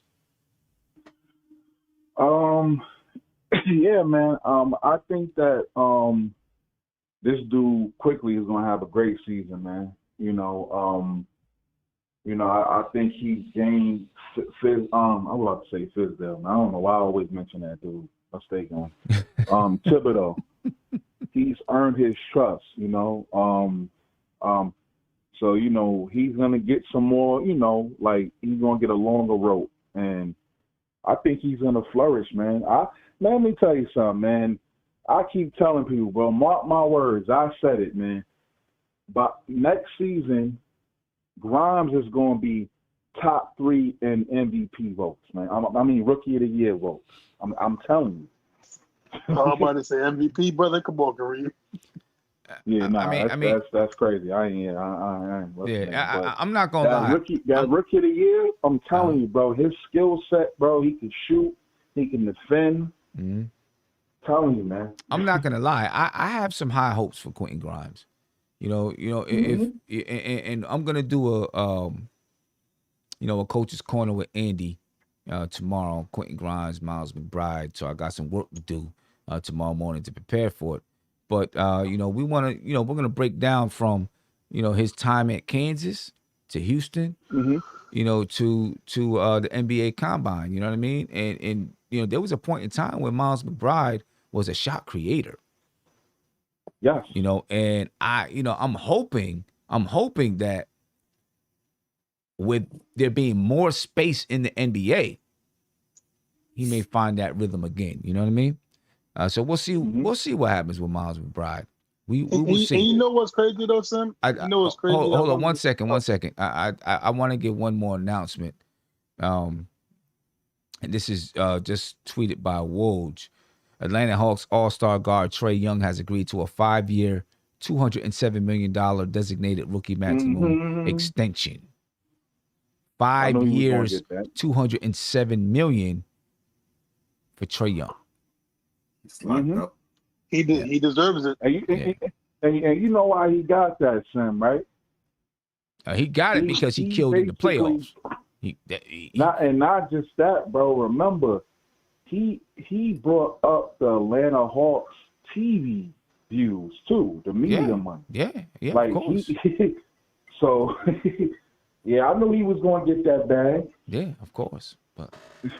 Yeah, definitely. Hey, Kareem, man, let me get to some other people that's on the call. Hey, I appreciate you coming out to the draft party. I wanted to just say this real quick, Sam. I appreciate you having me. But I honestly believe that the Knicks believe in the guards that we have already. They might. We'll see. But I'm telling you, man, this dude Grimes he going to cook, man. Quickly, they going to cook, man. They coming in ice water. And ain't no sugar water in them veins, man. Okay. I hope so because the last thing that I want to do is take a step backwards. You know what I mean? After having such a great magical year. Let me get to a couple of super chats here. Then I'll get to a couple of more phone calls. Gregory Castillo, he said, AD has lost it. He said, this is his villain origin story. Then Sam Roach, he said, if you don't like the moves, go watch the Nets. Shut up. Oh, well, I don't like the moves. I'm not fully happy about them. I don't mind Evan Fournier. I'm not fully happy about him, though. Josh, he said, with these 3-year contracts, the Knicks take themselves out of 22-23 free agency. I'm going to disagree with that wholeheartedly. Now they have to trade for a big fish if they want one. Where's the flexibility? Guess what? The Miami Heat didn't really have money this year, but they still found a way to sign Kyle Lowry. How did they do that? They gave Dragic an extension or whatever it was, and then they traded him. So there's still ways. So they met with Kyle Lowry. Kyle Lowry said, yes, I will agree to play for the Miami Heat. And then the Miami Heat proceeded to sign one of their players and then trade them to the Toronto Raptors. You have the ability to make those type of moves. And like, I don't remember who it was who said it earlier. I think it was Rob the Knick. Like Rob the Knick said, now that you got Evan Fournier making $19.5 million, that's a larger chunk of money. I said that. Right? And Tony, but that's a larger chunk of money that you can then go and trade it, to facilitate a trade maybe a little bit easier. Yeah. Hey, Sam, by the way, breaking Jason, somebody in the chat named Jason just broke it, said Shea Gilgeous-Alexander has agreed to a 5-year, $172 million maximum rookie contract extension. Yeah. Yep. He just signed that. That was just announced by Adrian Wojnarowski. Yep. He agreed to a 5-year, $172 million rookie contract extension. Yep. Let me get to another phone call here. Caller, you're live. What's popping with you? What's your name? Where you from? Hello? Yeah. What's going on with you? You got to turn that down in the back, bro. Okay, my bad.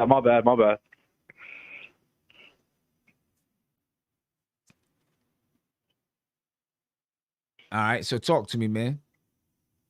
Hey, what's up? Yeah, man. I'll just say shout out to your platform. I love nothing but Knicks. Yeah, I was just wanted to say to the Knicks, I'm glad they re-signed D. Rose, Alec Burks. I'm kind of mad about the Nerlens Noel for 3 years, but I think they should be all right with those three. But Evan Fournier, 19 mil, 18 mil, I think they should have went out and got DeRozan. He's a better playmaker and more experience in the playoffs. But it is what it is. Shout out Knicks. Y'all keep doing y'all thing. Thank you. I appreciate you. Thank you. I mean, I guess it's, it's up to, everyone's going to, feel a different way about who can do what as far as players are concerned. I tend to think that Evan Fournier fits what the Knicks are looking to do better than DeMar DeRozan does. That's part of the reason why they were looking at Gordon Hayward last year. They didn't want to give him the contract, but they were looking at Gordon Hayward because him and Evan Fournier play that same style of basketball. And so I think they have that style of basketball in mind. And to Josh, Uncle Fulio, I did read your super chat. Yes, you said the Knicks have to make a trade. What I'm saying is it doesn't take them out of free agency because just like the Miami Heat during free agency negotiated with Kyle Lowry and then made a move, the Knicks would do the same thing. That's what I'm saying.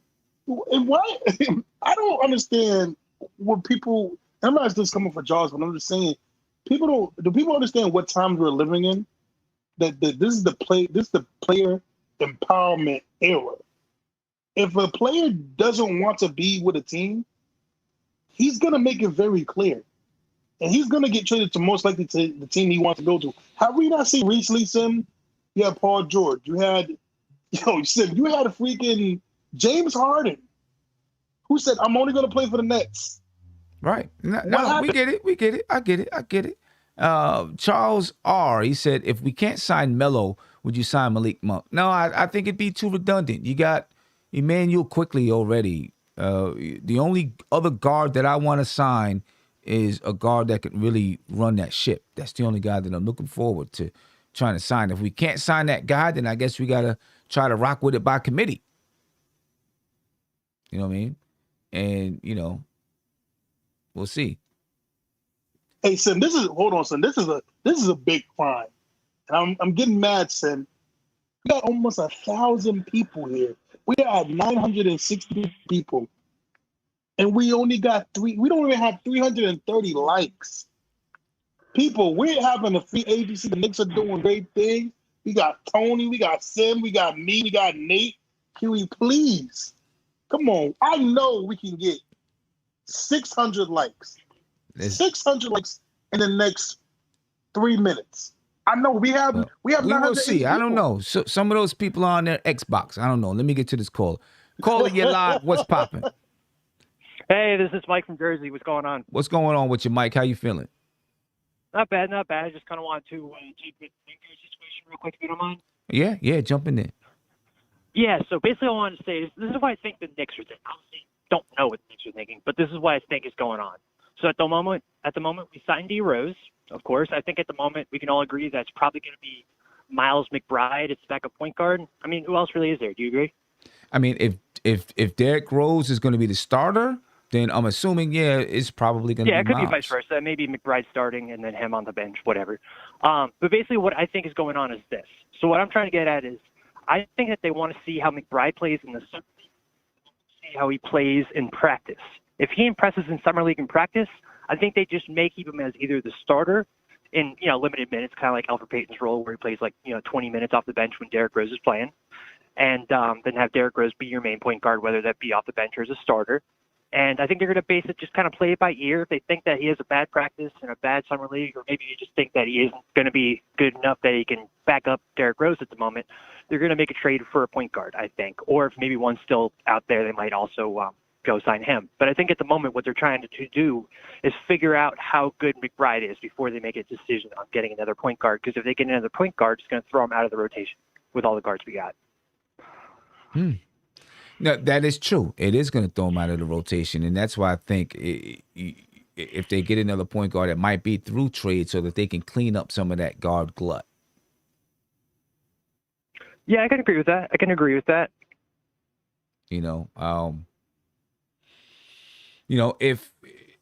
Because you know what? Here's the thing. You're totally right. I think the same thing that they did with Alfred Payton last year. One of those guys, and maybe they start Emmanuel quickly before they start McBride. I don't know.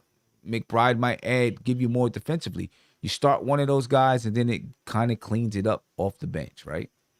Because then you got Derrick Rose being the starter, Emmanuel quickly off the bench with him. You basically got the same bench as last season. Pretty much, yeah. Pretty much. Right? Derrick Rose, Emmanuel quickly, Alec Burks, Obi Toppin, and Nerlens Noel. Yeah, pretty much. Yeah, if that's the lineup, that's pretty much the same exact bench we had. No difference. Yeah, I mean, that bench was strong some nights not strong. You've seen it really go to trash when Derrick Rose was taken off the bench. Yep, I was about to say that. Yep. Right, when Derrick Rose was off the bench, it really became bad. Let me ask you this: what happens to if the Knicks do? There's still a spot left, right? And they're still in negotiations with Carmelo Anthony. What happens to Obi Toppin? The Knicks if they get Carmelo, personally, I think that Obi is gone, and I think that IQ is gone, like you said, to make room for Quentin Grimes and Miles McBride. I think that those two would be the odd ones out, per se. And where do they go? If they're gone, where do they go? Because I'm assuming if you're saying they're gone, then that they're gone, then the Knicks are probably making a trade with someone. I would have to say personally that I think it would either be a trade. I think it would be for Colin Sexton personally. For Sexton. At the moment, there may be other people out there, but personally, I don't think they want to give up all this for Damian Lillard at the moment without knowing if we're going to get a Beal or a Levine for sure. Even if we have a promise for one of them, as you know, people's minds change all the time, especially if we don't have as good of a season as we did this year, next year. But yeah, that's basically my stance on it. I would say Colin Sexton. Yeah. Okay. Let me ask you: do you think Melo chooses the Knicks over the Lakers?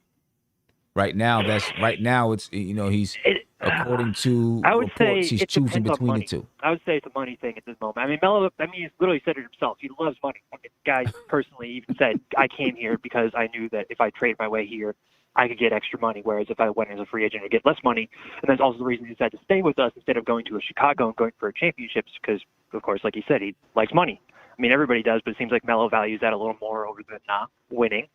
I'm not sure if he still does, but it seems as though in the past he has. So personally, I would say if we give him an offer that's a good amount over, like I don't think if it's like a $1 million difference, I think you choose the Lakers because they're more of a contender at the moment. But if there's a big enough difference, like let's say the Lakers are offering the vet minimum, we're offering like $5-6 million a year over that, and maybe give him like 2 years instead of 1. I think he'd pick us. If Melo comes to the Knicks, last question, I'm gonna let you rock. If Melo comes to the Knicks, is this his last contract and he retires a Knick?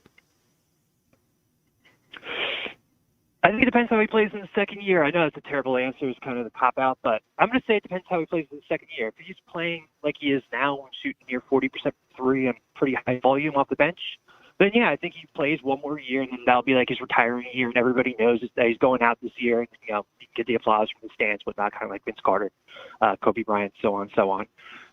But that would be my stance, and I would say it depends how he plays in the second year. Yeah, okay. All right. Hey, my man, I appreciate your time. Appreciate the call. Appreciate you taking me, man. Thank you. All right. Appreciate it. We will see what happens there, ladies and gentlemen. Let me get to another phone call. I'm going to come back to the chat here. Call you live. What's poppin'? Tell me your name, where you're from. It's Cam, man, from Beaumont, Texas. Say that again? It's Cam from Beaumont, Texas. Oh, what's going on with you, man? How you feeling? I'm feeling great, man. How y'all doing? Doing pretty good. Pretty good. How you feeling about what the Knicks did today? Man, if I give them a letter grade, I'll say a B minus. Because I ain't going to lie to you. In the beginning, like when the season's over with, I said, man, I already know we got over 50 M's in cap space. We can get 2 people. I said, man, I told my homeboy, I said, man, we going to get Lonzo Ball and DeRozan because we desperately need a point guard that can defend and initiate the offense and can score sometimes. You know Lonzo, he can go to the cup, shoot little threes and all that stuff. Way better than Elfrid Payton. And we need a scorer very bad to go along with Julius Randle. That's what I wanted at the beginning. Then I seen the Bulls talk. I seen the Rose in LA talks and everything. I'm like, man, oh well, man. I think we should get. And then y'all reminded me that the Knicks created the next year, they're gonna have Bradley Beal, Levine, and all that. Mm-hmm. So I was like, man, we might as well just get Lonzo Ball, get the young point guard we desperately just need to defend, do all that stuff, initiate the offense, and just go for another season, just be young, and then we can. But I think we did these moves right here for us to get trade value. We can trade for something. But I don't think we're done yet. I think we're gonna trade for. I think our next move should be trade for Colin Sexton. Yeah, a lot of people think that should be the next move, trade for Colin Sexton, including myself. Think that should be the next move. Yeah, because you get him for the cheap. Like he only get paid $6 million, and the Cavaliers, based off what I read, the Cavaliers they want to give us Colin Sexton, but they also want us to take on Kevin Love's contract. Well, that's no longer an option. Yeah, that's no longer an option. What you mean? Like it don't? We don't have the cap. We don't have the cap space anymore. Yeah, you're right. We don't have the cap space. Man. So like, I don't know if it's still the rule. Like, if it's still a rule, like you gotta wait till like a certain day to trade somebody after you sign them. Yeah. You know, after it's man. you know, so after these players are signed in August 6th or whenever it becomes official, and then I think there's maybe a small moratorium period, and then after that, because you know, like for example, teams do sign and trades, right? Like you just seen with Miami and Toronto. So I guess there's a certain amount of time where you can do that sign and trade, and then after that deadline, you're not gonna be able to make any moves until trade some of these players or trade these players until like January, probably December or January. Well, if it's possible, I say if we can take on the Kevin Love contract, I think we should trade. Like I don't know if it's possible. Evan Fournier, Emmanuel Quickly, Obi Toppin, and our first round draft picks for next year for Colin Sexton, because it fills out what we missing. Like Trae Young cooking us every time the pick and roll, just having fun with us the whole playoffs. We needed that point guard that's gonna tough up the defense and make him. We ain't have a point guard gonna make him work when he get on defense. Like Colin Sexton gonna make him work. He ain't gonna make him work on defensive end too. That's why I said in the beginning I wanted that DeRozan and Lonzo Ball combo, but that's just me being a typical Knicks fan, being in Dreamville.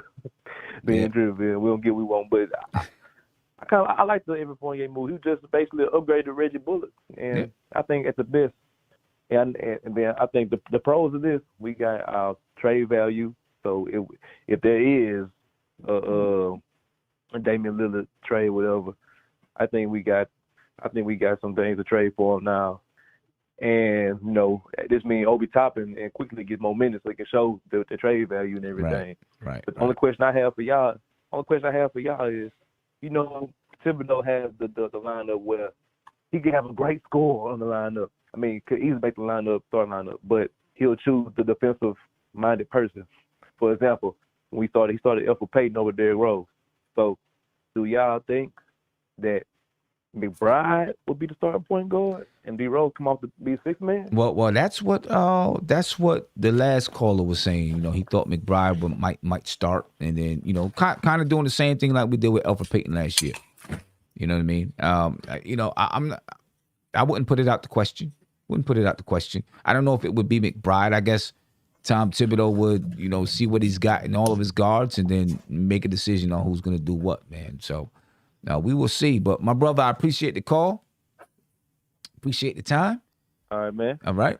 And I'm gonna get I'm probably the only person from Texas, a New York Knicks. Now, actually, man, we've had a couple people from Texas calling. As a matter of fact, Nate's from Texas. Yeah. That's for real, man. I probably want to get on y'all in the future. Want to get on y'all podcast. I say before I go, the thing that made me a Knicks fan was I'm a big Carmelo Anthony fan, and I seen when we were winning, I seen how the culture was. I said, man, I'm gonna stay here. But then I seen the Phil Jackson era, and I said, I'm yeah, man. Hey, I appreciate you, my brother. Thanks for staying with the team. Appreciate you. Yeah, no doubt. Thanks for staying with the team, man. We need as many people to stay with the team as possible. You know what I'm saying? Tony, let me ask you a question, man. And Nate as well. And we got Gmo joining us. Uh-oh. Do you think we look at the contracts that were signed, they're all, 3 years in length.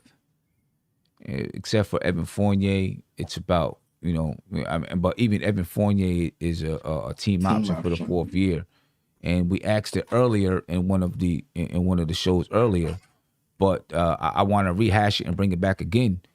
Do you think that the Knicks or Leon Rose and these guys have given themselves a 3-year timeline to turn the Knicks into a contending team? Why else would you sign these guys? I guess I don't want to say why else, because, there's trades and all kinds of stuff out there. But do you think they've given themselves a 3-year window to say, hey, we're going to do this in 3 years or we're going to break it down? I mean, they may have went as far as to look to see who is available in 3 years and may have thought like the options in the next 2 aren't reliable or aren't going to be available. So that might have been their thinking. I don't know. I can't see their plan if their plan is making us a contender in 3 years. I don't see that vision.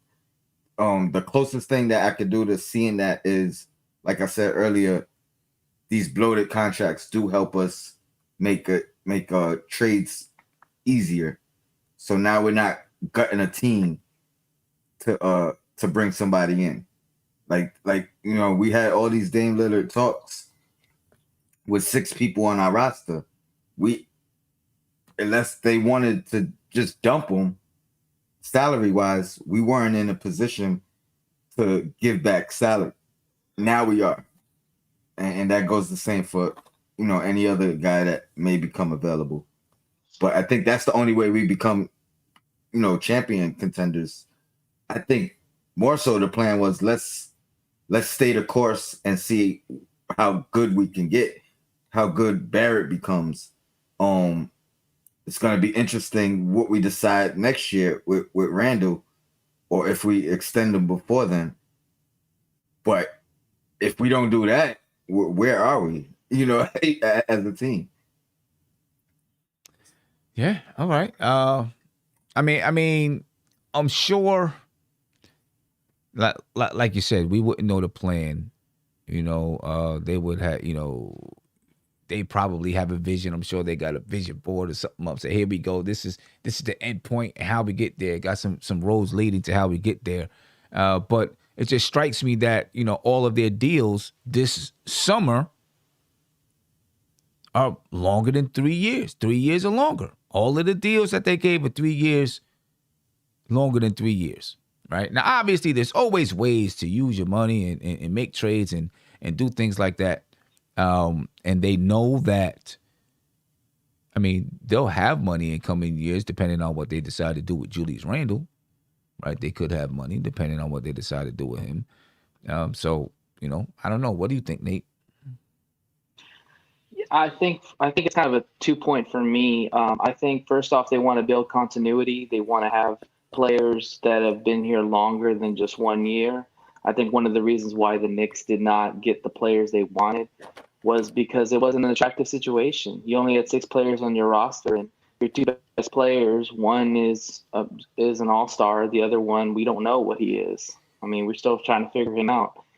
And also, too, I think that the fact is they're going to monitor the Levine and the Beal situation on their contracts to see if they're going to re-up or if they're going to wait till free agency and do a bidding war.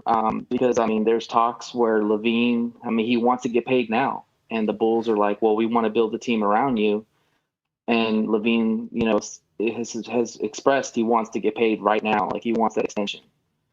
And if that doesn't work out, who knows what can happen. And then, of course, Beal, we don't know what Beal's going to do. He says he wants to stay right now, but if this team starts off as hot garbage, he might want out. So you know how these players change their mind. So I think the 3 year is probably fair because also, too, isn't Randall going to be closer to 30 by that 3 years? Is he like, what, he's 27, 28 right now? Yeah. He'll be closer to 30 by the end of those 3 years. Yeah, so he's going to be entering the last contract that he'll probably get as a player. And so maybe they need to figure out, like, is he going to be somebody we want to invest long-term in? Same thing with Barrett. Barrett's rookie deal will be up pretty soon, too. So I think that 3 year window, there's going to be a lot of debate on what they need to do as far as the team. And I just think that at least right now, with those longer contracts, they've built continuity on that roster. So at least they can say, well, if we make a trade, we've got a Fournier to throw in the deal to take less cap. We've got more assets now. So I personally think that there is a big move coming. I really hope and pray it is, because I think the Knicks are on the clock now. You've got to bring in a star. It's very obvious you can't get him to free agency, so you're going to have to trade for one. So I just want to know kind of what their plan is. I think everybody does. All right. G-Mo, what's going on with you, man? Here we go. Talk to me, brother. Talk to me. So on Thursday, granted, I was a little inebriated. Not too bad. A little. No, it was just fun. Little? It was just a little. I was feeding off the energy. You know what I mean? This free agency is like, it's an indictment to show that all that Leon Rose, all those connections, all that stuff, it is not what it is. Smoke. You know what I mean? Is not as what we thought it should be. Where, not to say the top free agents were going to come and clamor and want to come and play with the Knicks, but you're overpaying for guys like Fournier. You know what I mean? You're overpaying. I thought that Nerlens Noel was going to get his deal someplace else. And then you compare to, say, to Rashawn Holmes, who's a better overall player. He got actually only 13 3/4, 13.75, and it's like, whatever. I don't know, Simmons, like they want to run it back with this team. That's what they're doing. But honestly, that's what they're doing. Why weren't they back. more flexible contracts? Now, people want to say it's market. I'm not necessarily sure. Now, granted, the Knicks were in a bind because it's like, look, our roster is so bare that maybe you have to do that. But, they told Derrick Rose to go out and, according to reports on social media, they said they told Derrick Rose to go out there and search for a deal or look for a deal. And I find it hard to believe that somebody was paying him, say, something close to what we gave him. And I like Derrick Rose, but, you talking about a 3-year contract, 4-year or 3 and a 1. Yeah, I mean, where's the flexibility, right? If they kind of sold us like, hey, it's CAA connections, blah, blah. And I say they didn't say it themselves, so I'm not going to put it on them. But we thought that, all right, this team, they're doing all these machinations during the draft to gain some flexibility. All right, there has to be a trade. And remember, even during the draft, I said this team, the front office is blah, blah, unless there's a trade in place. If there's a trade in place, we have something, I get it. We doing our stuff with the draft picks, building up for the future, have a nice little war chest to make those trades. And granted, you can still probably get Sexton somehow, but you're signing Fournier and all these other guys, and people keep talking about how tradable these contracts are. Fournier is not that great of a contract to trade. Rose's contract's not that great. It's not the most attractive assets per se. I mean, Fournier's contract isn't horrible. 19.5 for a player who's injury prone and who's never really fit on any team he's played on. I mean, let's put it like this. Back in, what was it, 2017? That's about what we gave Tim Hardaway Jr. And end up being you look at it today, end up being not too bad of a contract because remember, these salaries rise. Understandably so. Right? The salaries rise. The salary cap is $112 million this year. Next year is probably going to be $115. Get back up, get up to $119, and then I guess the hope would be by the time he hits that third year, and you're paying him $19 million, that, people who are giving his production might be making $25 million. I mean, you hope that's the case, but also with the thing with THJ was that they wanted KP badly, right? So we had that going for us. Now, granted, you can have another situation maybe in the future, but I feel like every trade in the future is going to have to revolve around RJ. Like that's our most valuable asset, and RJ's my guy. And I'm not saying to trade him, but it's just, if they did want to make that trade, like, do we even have like next year? What do we have? 3.5 left, 4 or something left, like that? Of cap space left, something like that. It all depends. It depends on how they signed Derrick Rose. We read it off a little bit earlier. Okay, right. they have the ability to have $7 more million of cap space depending on how they sign Derrick Rose, and then you got to look at how they structure all of those. They could get a little bit less in the first year and then more in the second year, more in the third year. Right. So maybe they still have 10, 11, 12 million. They still have some unguaranteed guys. I mean, obviously, I don't think they're gonna cut Luka, but guys like Luka, Mendoza. But it's just right now, it's just like a state of confusion, and not like confusion like, I can't see what they're doing because they're not telling us. But it's like I don't know what the team build is per se.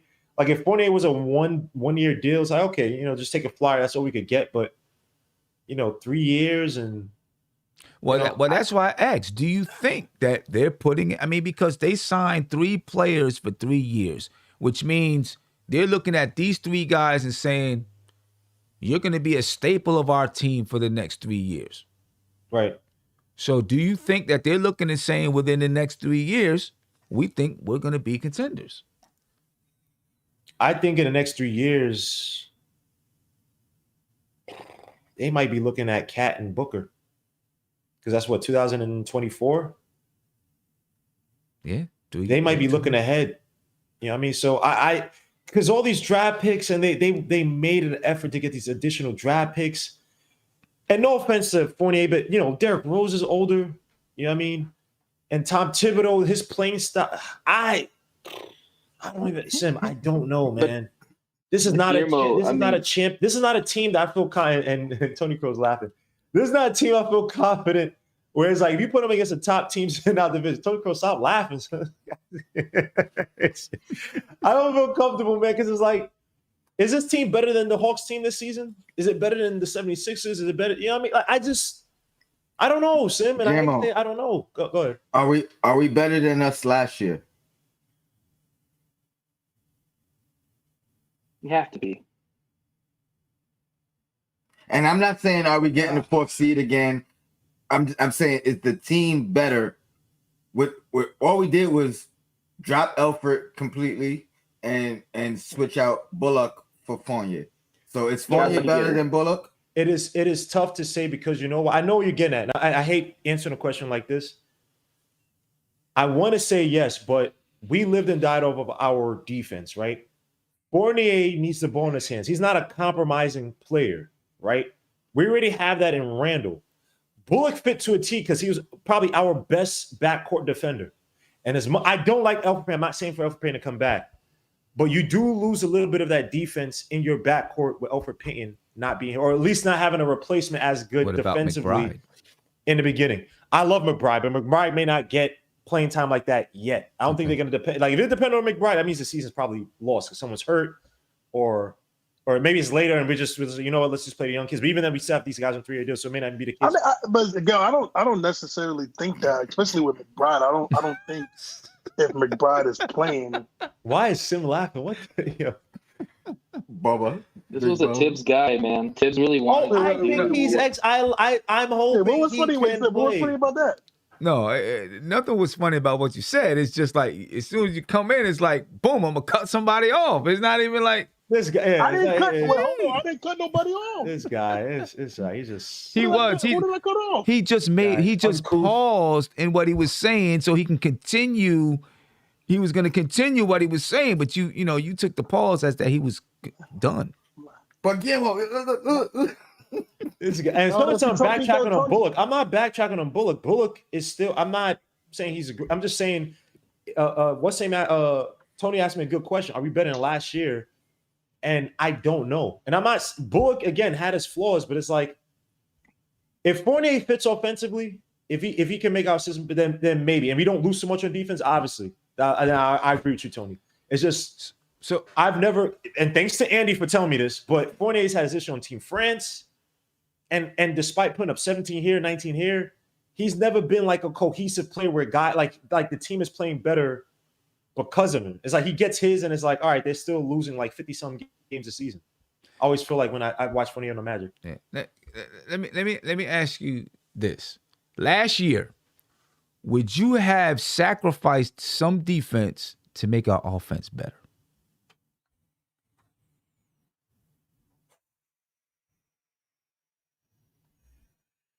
Yeah. So going I would have taken Elfrid Payne. I would have taken Elfrid Payne out. If I could have like a Monte Morris. Mm-hmm. So I would have done that. If you go from a top 5 defense to to being the 8th best defense in the league, but your offense jumps up. If that's the case, then I'm all for it. It's when you don't have reservations like for Fournier, because I know your guy was Terrence Ross. Yes. And I would feel better with Terrence Ross on this team because I feel like he knows his role. And with Fournier, it's like, I'm not even trying to issue on him. He could be fine for the Knicks. It's just you watch him and it's just, okay, that's cool. See, I kind of picture Fournier being to the Knicks what Bogdanovich was for Atlanta and doing those same type of things. I think he can do those same type of things. I'm okay with, I can understand everybody's reservations about Evan Fournier. I get it. I've never been like a huge fan of his. I've never really thought either way about him. You know what I mean? But I think that he can help the team. And I think that, what he adds, I think he does bring another dimension to our offense, to our starting lineup. in the way that he can score the basketball. I don't know. Isaiah, do you think that the Knicks have themselves a 3-year plan? Yeah, I really do. Like Guillermo said, they could be aiming for, a Cat and Booker, or they really want to play a long game. They could be seeing what's going on with Zion. I'd be honest with you, if you look at what the Pelicans did today, if I'm Zion, are you really confident in that front office? What they've done today? Again, it's just all these options, and then, again, these contracts are tradable. I get people are saying, again, there's no contract on this team that's $20 million right now. Like, no more. Evan Fournier basically signed a 3-year deal, was 3-year deal, $59 million. That's what it was. Again, D Rose, $14 million. You can trade that if somebody wants Nolan Noel. If somebody's missing a big, it's literally $10 million they got to take to get him if they really want him. These contracts are tradable. I think they have a plan. I know people are upset. Guillermo's drunk right now, crying. I get it. Not at people all. Upset. Guillermo, it's a joke. And Tony just asked me a question. People in the chat saying I'm whining. I'm literally just asking a question. I'm unsure about where we're going. I haven't given a grade. I haven't given a. I don't know. I seen a drink in your hand and you had that kufi on again, so you got me scared. No, I didn't. But finish your no, point. No. But I'm just saying. But I really do think the Knicks have a plan because, again, all these contracts are tradable.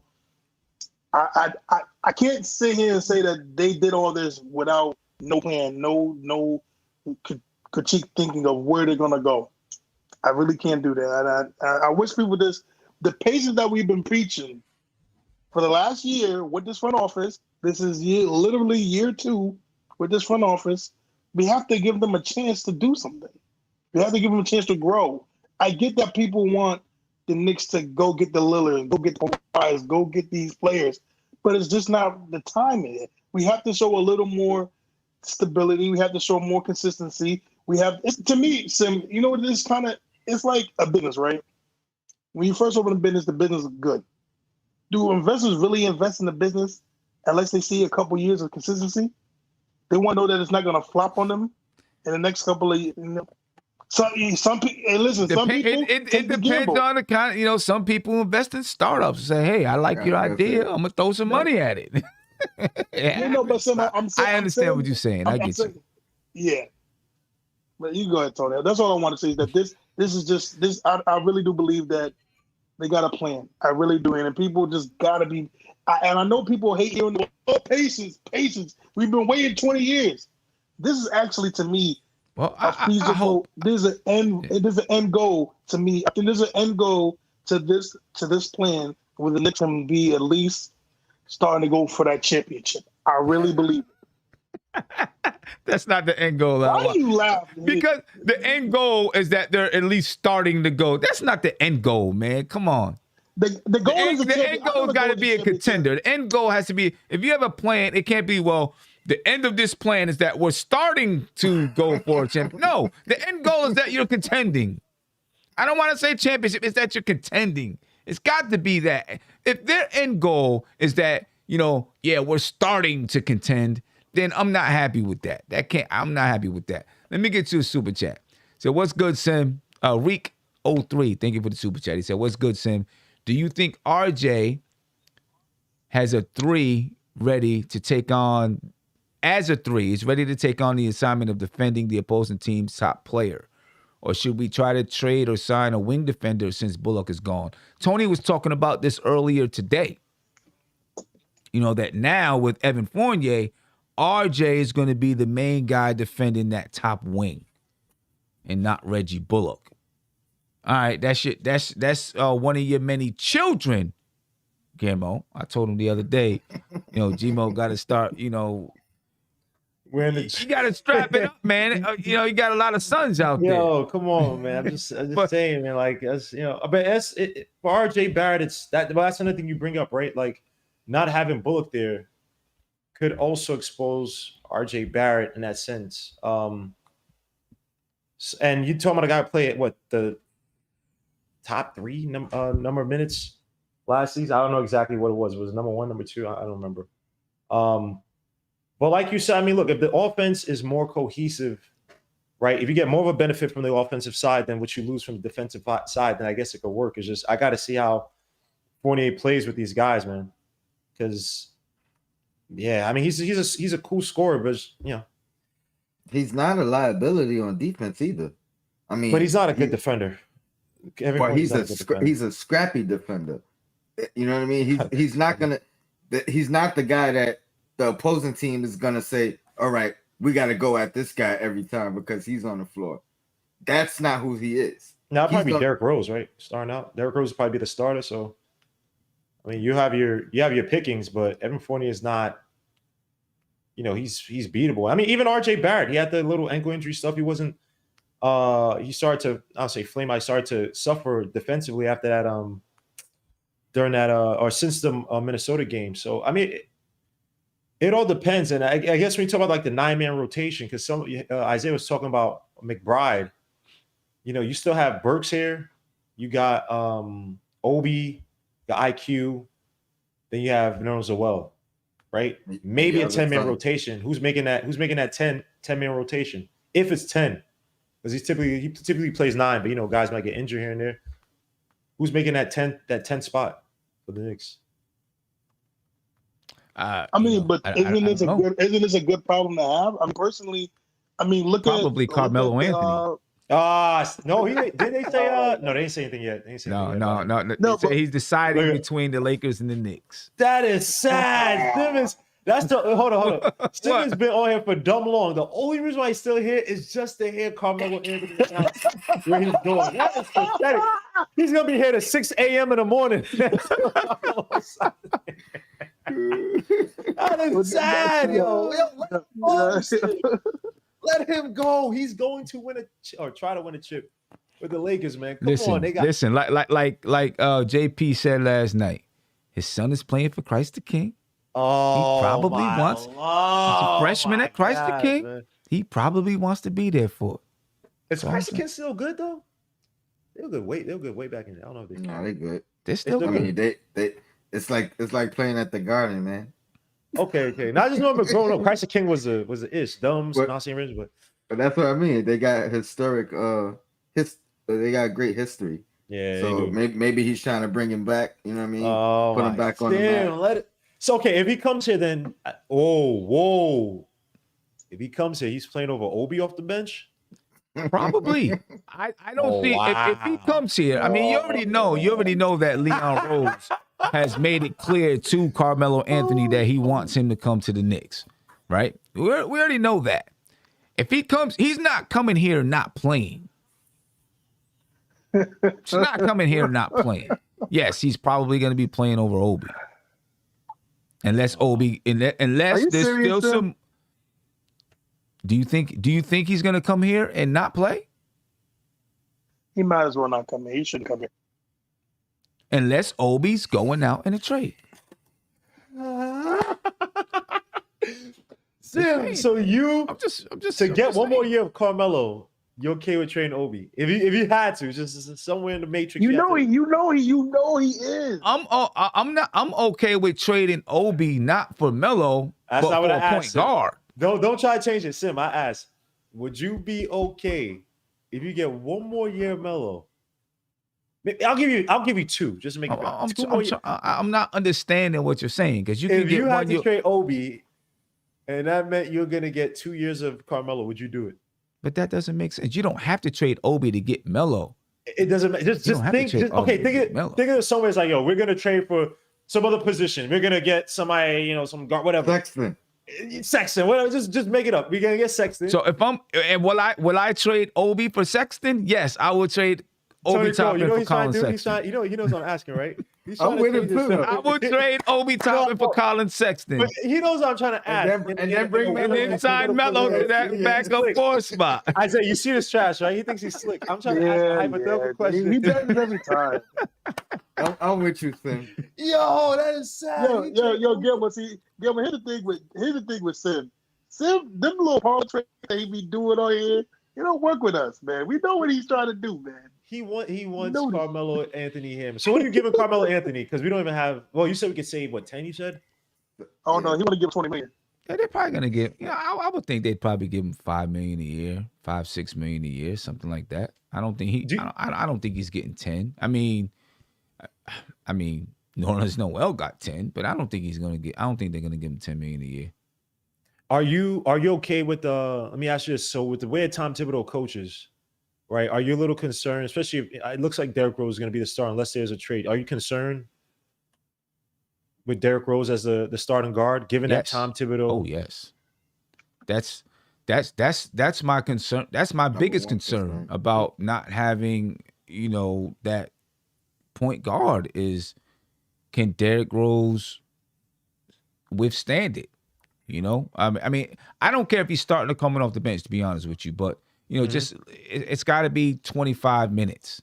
If he starts going 33, 34, 35 minutes, he's not gonna. It's over. He's not gonna hold up.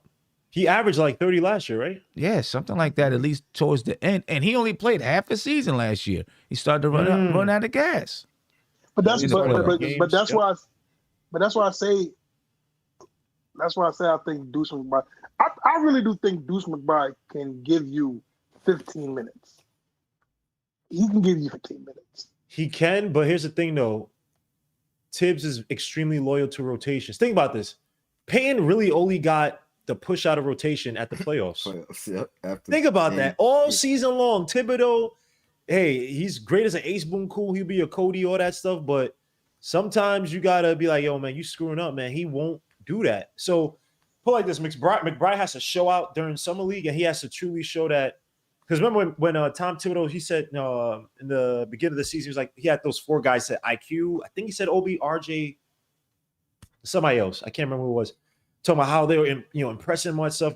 That's what McBride has to do to really show, like, hey, I need to be in this rotation. Because as much as I like McBride, I don't see him cracking it over some of these veterans too. I mean, so. But my thing is though, I think it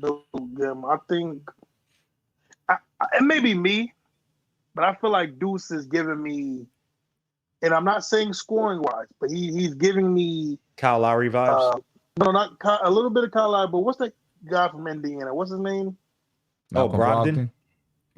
He's giving me that kind of vibe that he's a little older player. He knows what he's gonna do. He's gonna give you the defense, and he can get his own shot too. And I really think he's gonna crack this rotation. I really do. Okay. I'm hoping at the very least we get Pat Bev with some offensive ability. Oh, and the player. I thought you said as far as defense. Defense. Okay. Oh, you going? Let me ask you one more question. And I know G-Mo's gonna start laughing. He's gonna that. Oh, I was gonna ask some. Yeah, it's gonna be about Melo. Oh, it's gonna be about Melo. All right. Knowing what the Lakers have, and if he's truly choosing between the Knicks and the Lakers, knowing what the Lakers have and knowing what the Knicks have, why hasn't he made a decision yet?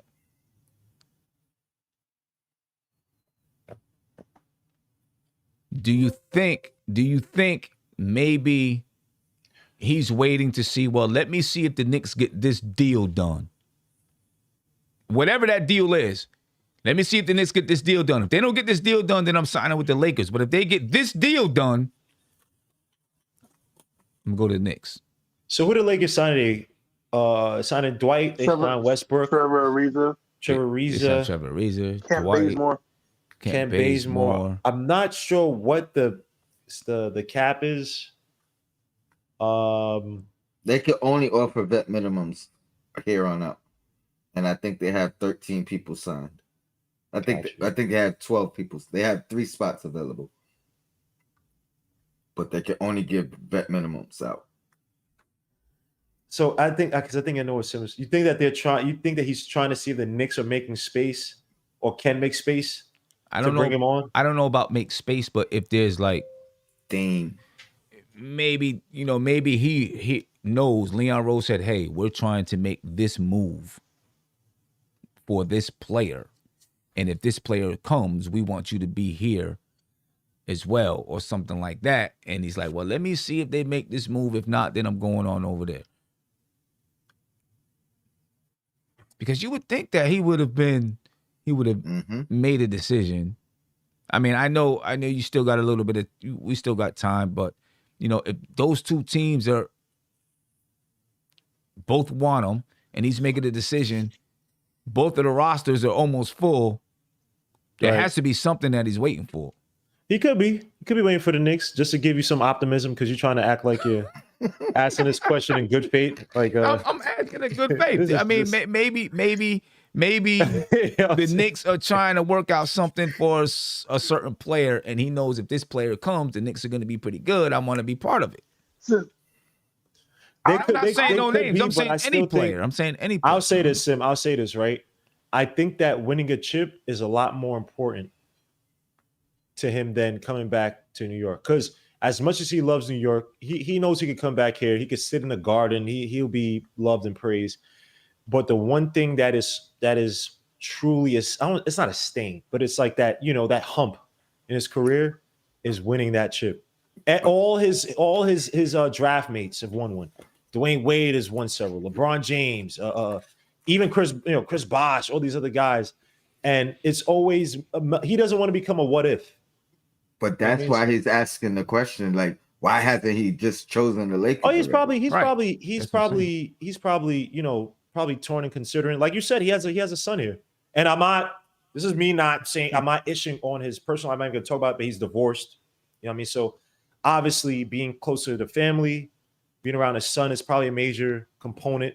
Mm-hmm. And it's like physically close, like as in I can see him any day, you know what I mean? Right. When we're at home. So I mean, it's a personal thing. It's it is important, but damn, Sim, imagine him being the only one. We're gonna say all this stuff about Carmelo Anthony. He could say he never got a ring. Olympics, 10 threes in a game, kill Nigeria, all that stuff. Hoodie Mello, one of the top best scorers of all time. Think about this. ABCD can't be killed. Syracuse's first year, his only year, really. Dominated. Right. So if that was the case, why wouldn't he just Jeff Green is not coming back to Brooklyn. He's gone. Mm-hmm. Why wouldn't he sign with Brooklyn?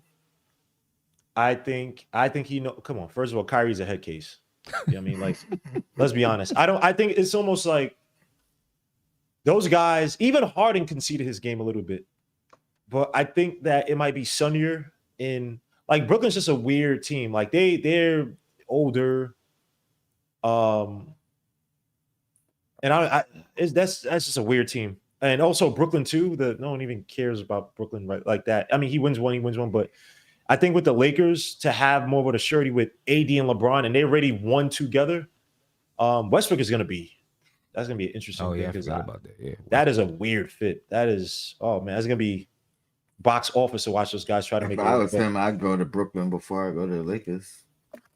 Especially, especially when he had the opportunity, and LeBron wouldn't, LeBron bring him in. Tony, I agree with you, but here's the thing, Tony. Everybody knows what LeBron is. I think they all know what he is. So it's like, all right, we know what LeBron's about. I can't be buddy, chummy with LeBron. We know what he is, right? There's just too many. LeBron next year, I think he's going in with a mindset like, I want to win. Even though he's won his chips, he's never going to be Jordan, whatever, in my opinion. I think it's still like, I want to win. I can't go to a team like we're in Brooklyn where I got to make sure Kyrie Irving's feeling okay. He does his incense. It's like, okay, you want to play today? All right. Hey, we're going to go out and play. And then, KD, as much as KD is, and again, KD did a bang job last year in terms of his recovery. But again, Achilles, and he's older. You know what I mean? And then Harden getting injured too. It's tough. I know AD and LeBron got hurt, but you go to Miami and do that. Hey, Sim. Yeah. I just wanted to say this might be controversial, but I really believe it. The Knicks would be better signing Taj Gibson over Carmelo Anthony.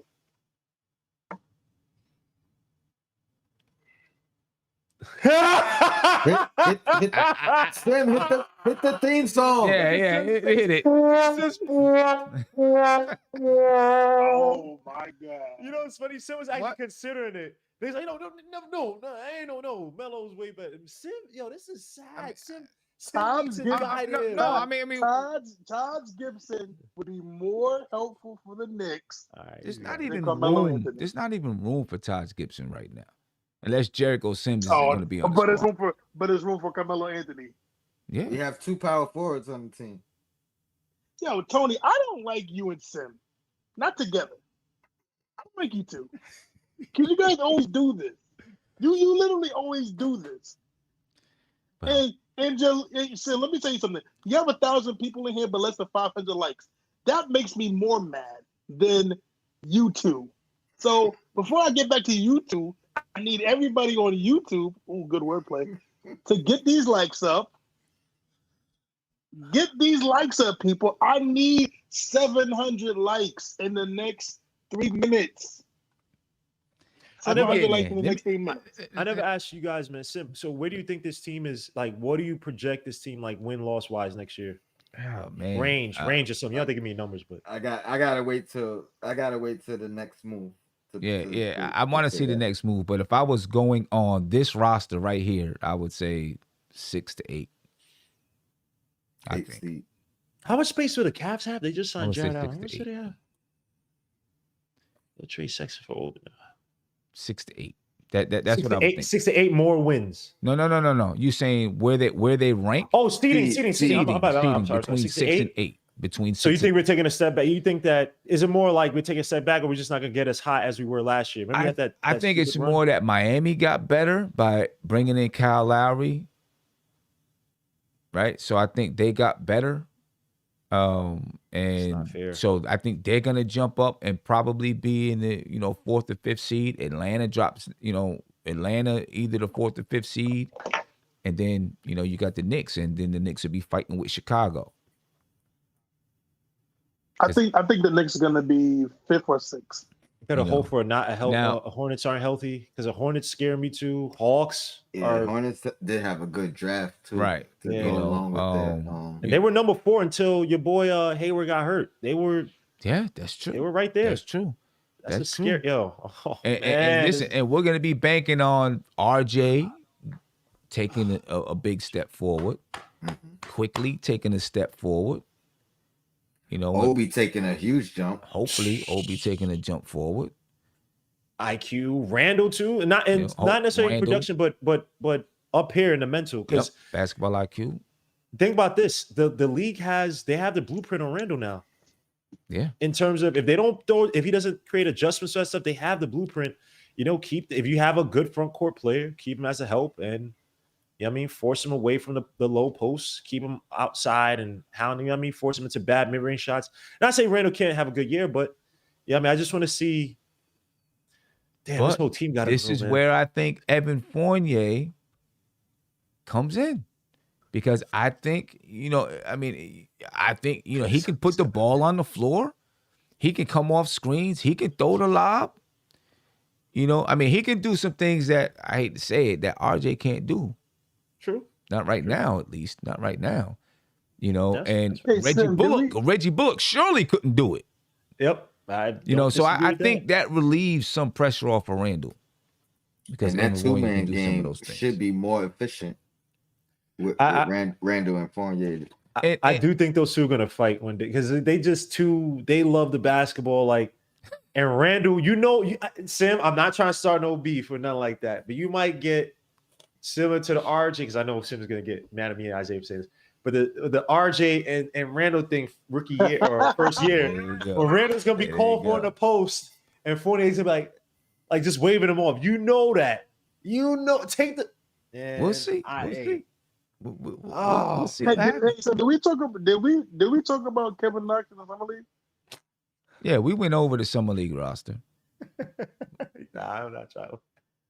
We went over. No, I'm not gonna get you, man. I don't want to get you, man. What you gonna say about it? No, because I know how you're gonna get if I say it. You're gonna get got his AARP card for the summer league, man. That's crazy. What you gonna say about it? You don't want him to be in the summer league? This is so you want him in the summer league? Listen, If he feels like he needs to get better and play in the summer league. Yeah. Okay, can I ask you this? Does he legitimately, wait, if Kevin Knox does good in summer league, does he legitimately have a spot in the 9-10 man rotation? Given what we have now, say there's no other moves. I don't think it's made. going to have anything to do based on the summer league for real. I think it's only going to be based on what he does once they get in camp. He can have the best summer league ever, but if he gets in camp and he can't play. Matter of fact, we've seen him have the best summer league ever. Oh yeah, sophomore season. You know, and maybe maybe him. I mean, I don't know who requested. I guess Kevin Knox requested. I think he play in summer requested. He league. requested it. Yeah, so I don't know. So to be completely honest with you, in my opinion, I think it's a waste of time. I think it's to me useless for Why? Kevin Knox. He's taking minutes from the rookie. Why? First of all, again, he's first It's and foremost summer he's league. taking minutes from Obley. Quick. grimy. He's taking minutes from Obley quickly. In the summer Grimes. league? In the summer league? Yes, Come on, yes, man. in the summer league. Come on, man. You've had What? veterans play in the summer league. You've had veterans play in the summer league. Yeah. Nate Robinson did this years ago. Killed it in the summer league. It didn't do squat. But what's that have to do with it being a waste of time? It is his personal development. If he wants to play in the summer league, good. Let him play. Who cares? So you know what's crazy? So you know what makes me mad? I'm seeing all these rookies in the 2018 draft class getting their extensions. And this dude's talking about, let's go into summer league. Yeah. Okay. That makes me feel good about our draft. That makes me feel good about our draft pick. Oh man. So what? So you're mad because he's going into the summer league? Whose problem is that? Yours or his? I think they rather him playing Fortnite. Nah, chill, man. Could he play? But it's not could he said. play G League? Would you put him in G League? Yes, 100%. Because I think He might. might be out. He might be out the door. No offense to Kevin Knox. I I'm think just he's saying, going to like, be if you get traded. value for him. Yeah, I think he's going to be traded sooner. Okay. I don't think he's going to. And I mean, I guess, it's out there that he's playing in the summer league, but I'm pretty sure the Knicks are like, yeah, go ahead and play in the summer league, show off, and make someone say, hey, I want this guy. Yeah, because we've been waiting for summer league Knox for 3 to 5 years now. We've been waiting for. Well, why don't you go play in the summer league? You keep talking about everybody else. Why don't you go play in the summer league? I bet you I play better than Kevin Knox. Yeah, okay. And Frank is done, right? Frank, you guys. I mean, I know they ain't open the qualifier. He's probably about done, right? Yeah, he's done. He's going to France. We He's traded FIBA Frank for FIBA Fournier. oh man, Fournier. Man, This not weird to y'all. Like Fournier wasn't on y'all the top of y'all list, right? Like it's not. No, but I felt like the Knicks had a lot interest in him. I thought that the Knicks had interest in him, DeMar DeRozan, Terrence Ross, all of those wings that were going to be on the market. I just felt like the Knicks had interest in those guys. And the reason though that I really thought that they would have had interest in Evan Fournier is because they had interest in Gordon Hayward back, a year ago. And I felt like, those two players are real similar. And for whatever reason, they looked at the roster and they said, this is how Gordon Hayward would fit. And I think they see the same thing with Evan Fournier. So, that's why, I really thought that they would have interest in him. Sim really waiting for that notification for Carmelo. What if Melo's doing it the other way around, where he's really waiting for an offer from the Lakers? He has one from the Knicks, and he's like, if that came out, how'd you feel like they spurred the Knicks? It wouldn't bother me if he spurred the Knicks. I want him to go try to win. I want him to win a championship. Nah. This guy. I do. I want him to win a championship. So if he said, hey, I want to go here because I want to try to compete for a title, I'll be happy for him. And I hope he wins. I'll be rooting for the Lakers to win it. No, what? I'll be rooting for the Lakers to win the championship. Not over the Knicks. Huh? Sim, Not over the Knicks. If the Knicks get to the championship, obviously I'm going to root for the Knicks. But are the Knicks going to the championship this year? Nah. If the Knicks somehow find their way to the championship, Game 7, 5 seconds left on the clock, the Knicks are up by 1. And LeBron is having an awful game. AD's having an awful game. They get it to Melo. And Melo has a chance to hit the shot. I hope he misses it. That's right. because I want the Knicks to win. lying. Look at him. Sim said I that. hope he misses it. Touching his fist right now. He's sweating right now. I'm not. I hope he misses it. And I shake his hand and say, hey, good shot, but we got the chip. You know what Sim would want this? He wants Melo to like get fouled, hit one shot, tie it up, and then the Knicks win it in like overtime. Somewhere where Melo gets his just due. I don't care. As long as the Knicks win it. That's all I care about. As long as the Knicks win it. That's all I want. As long as the Knicks win it. He's still gonna retire, Nick.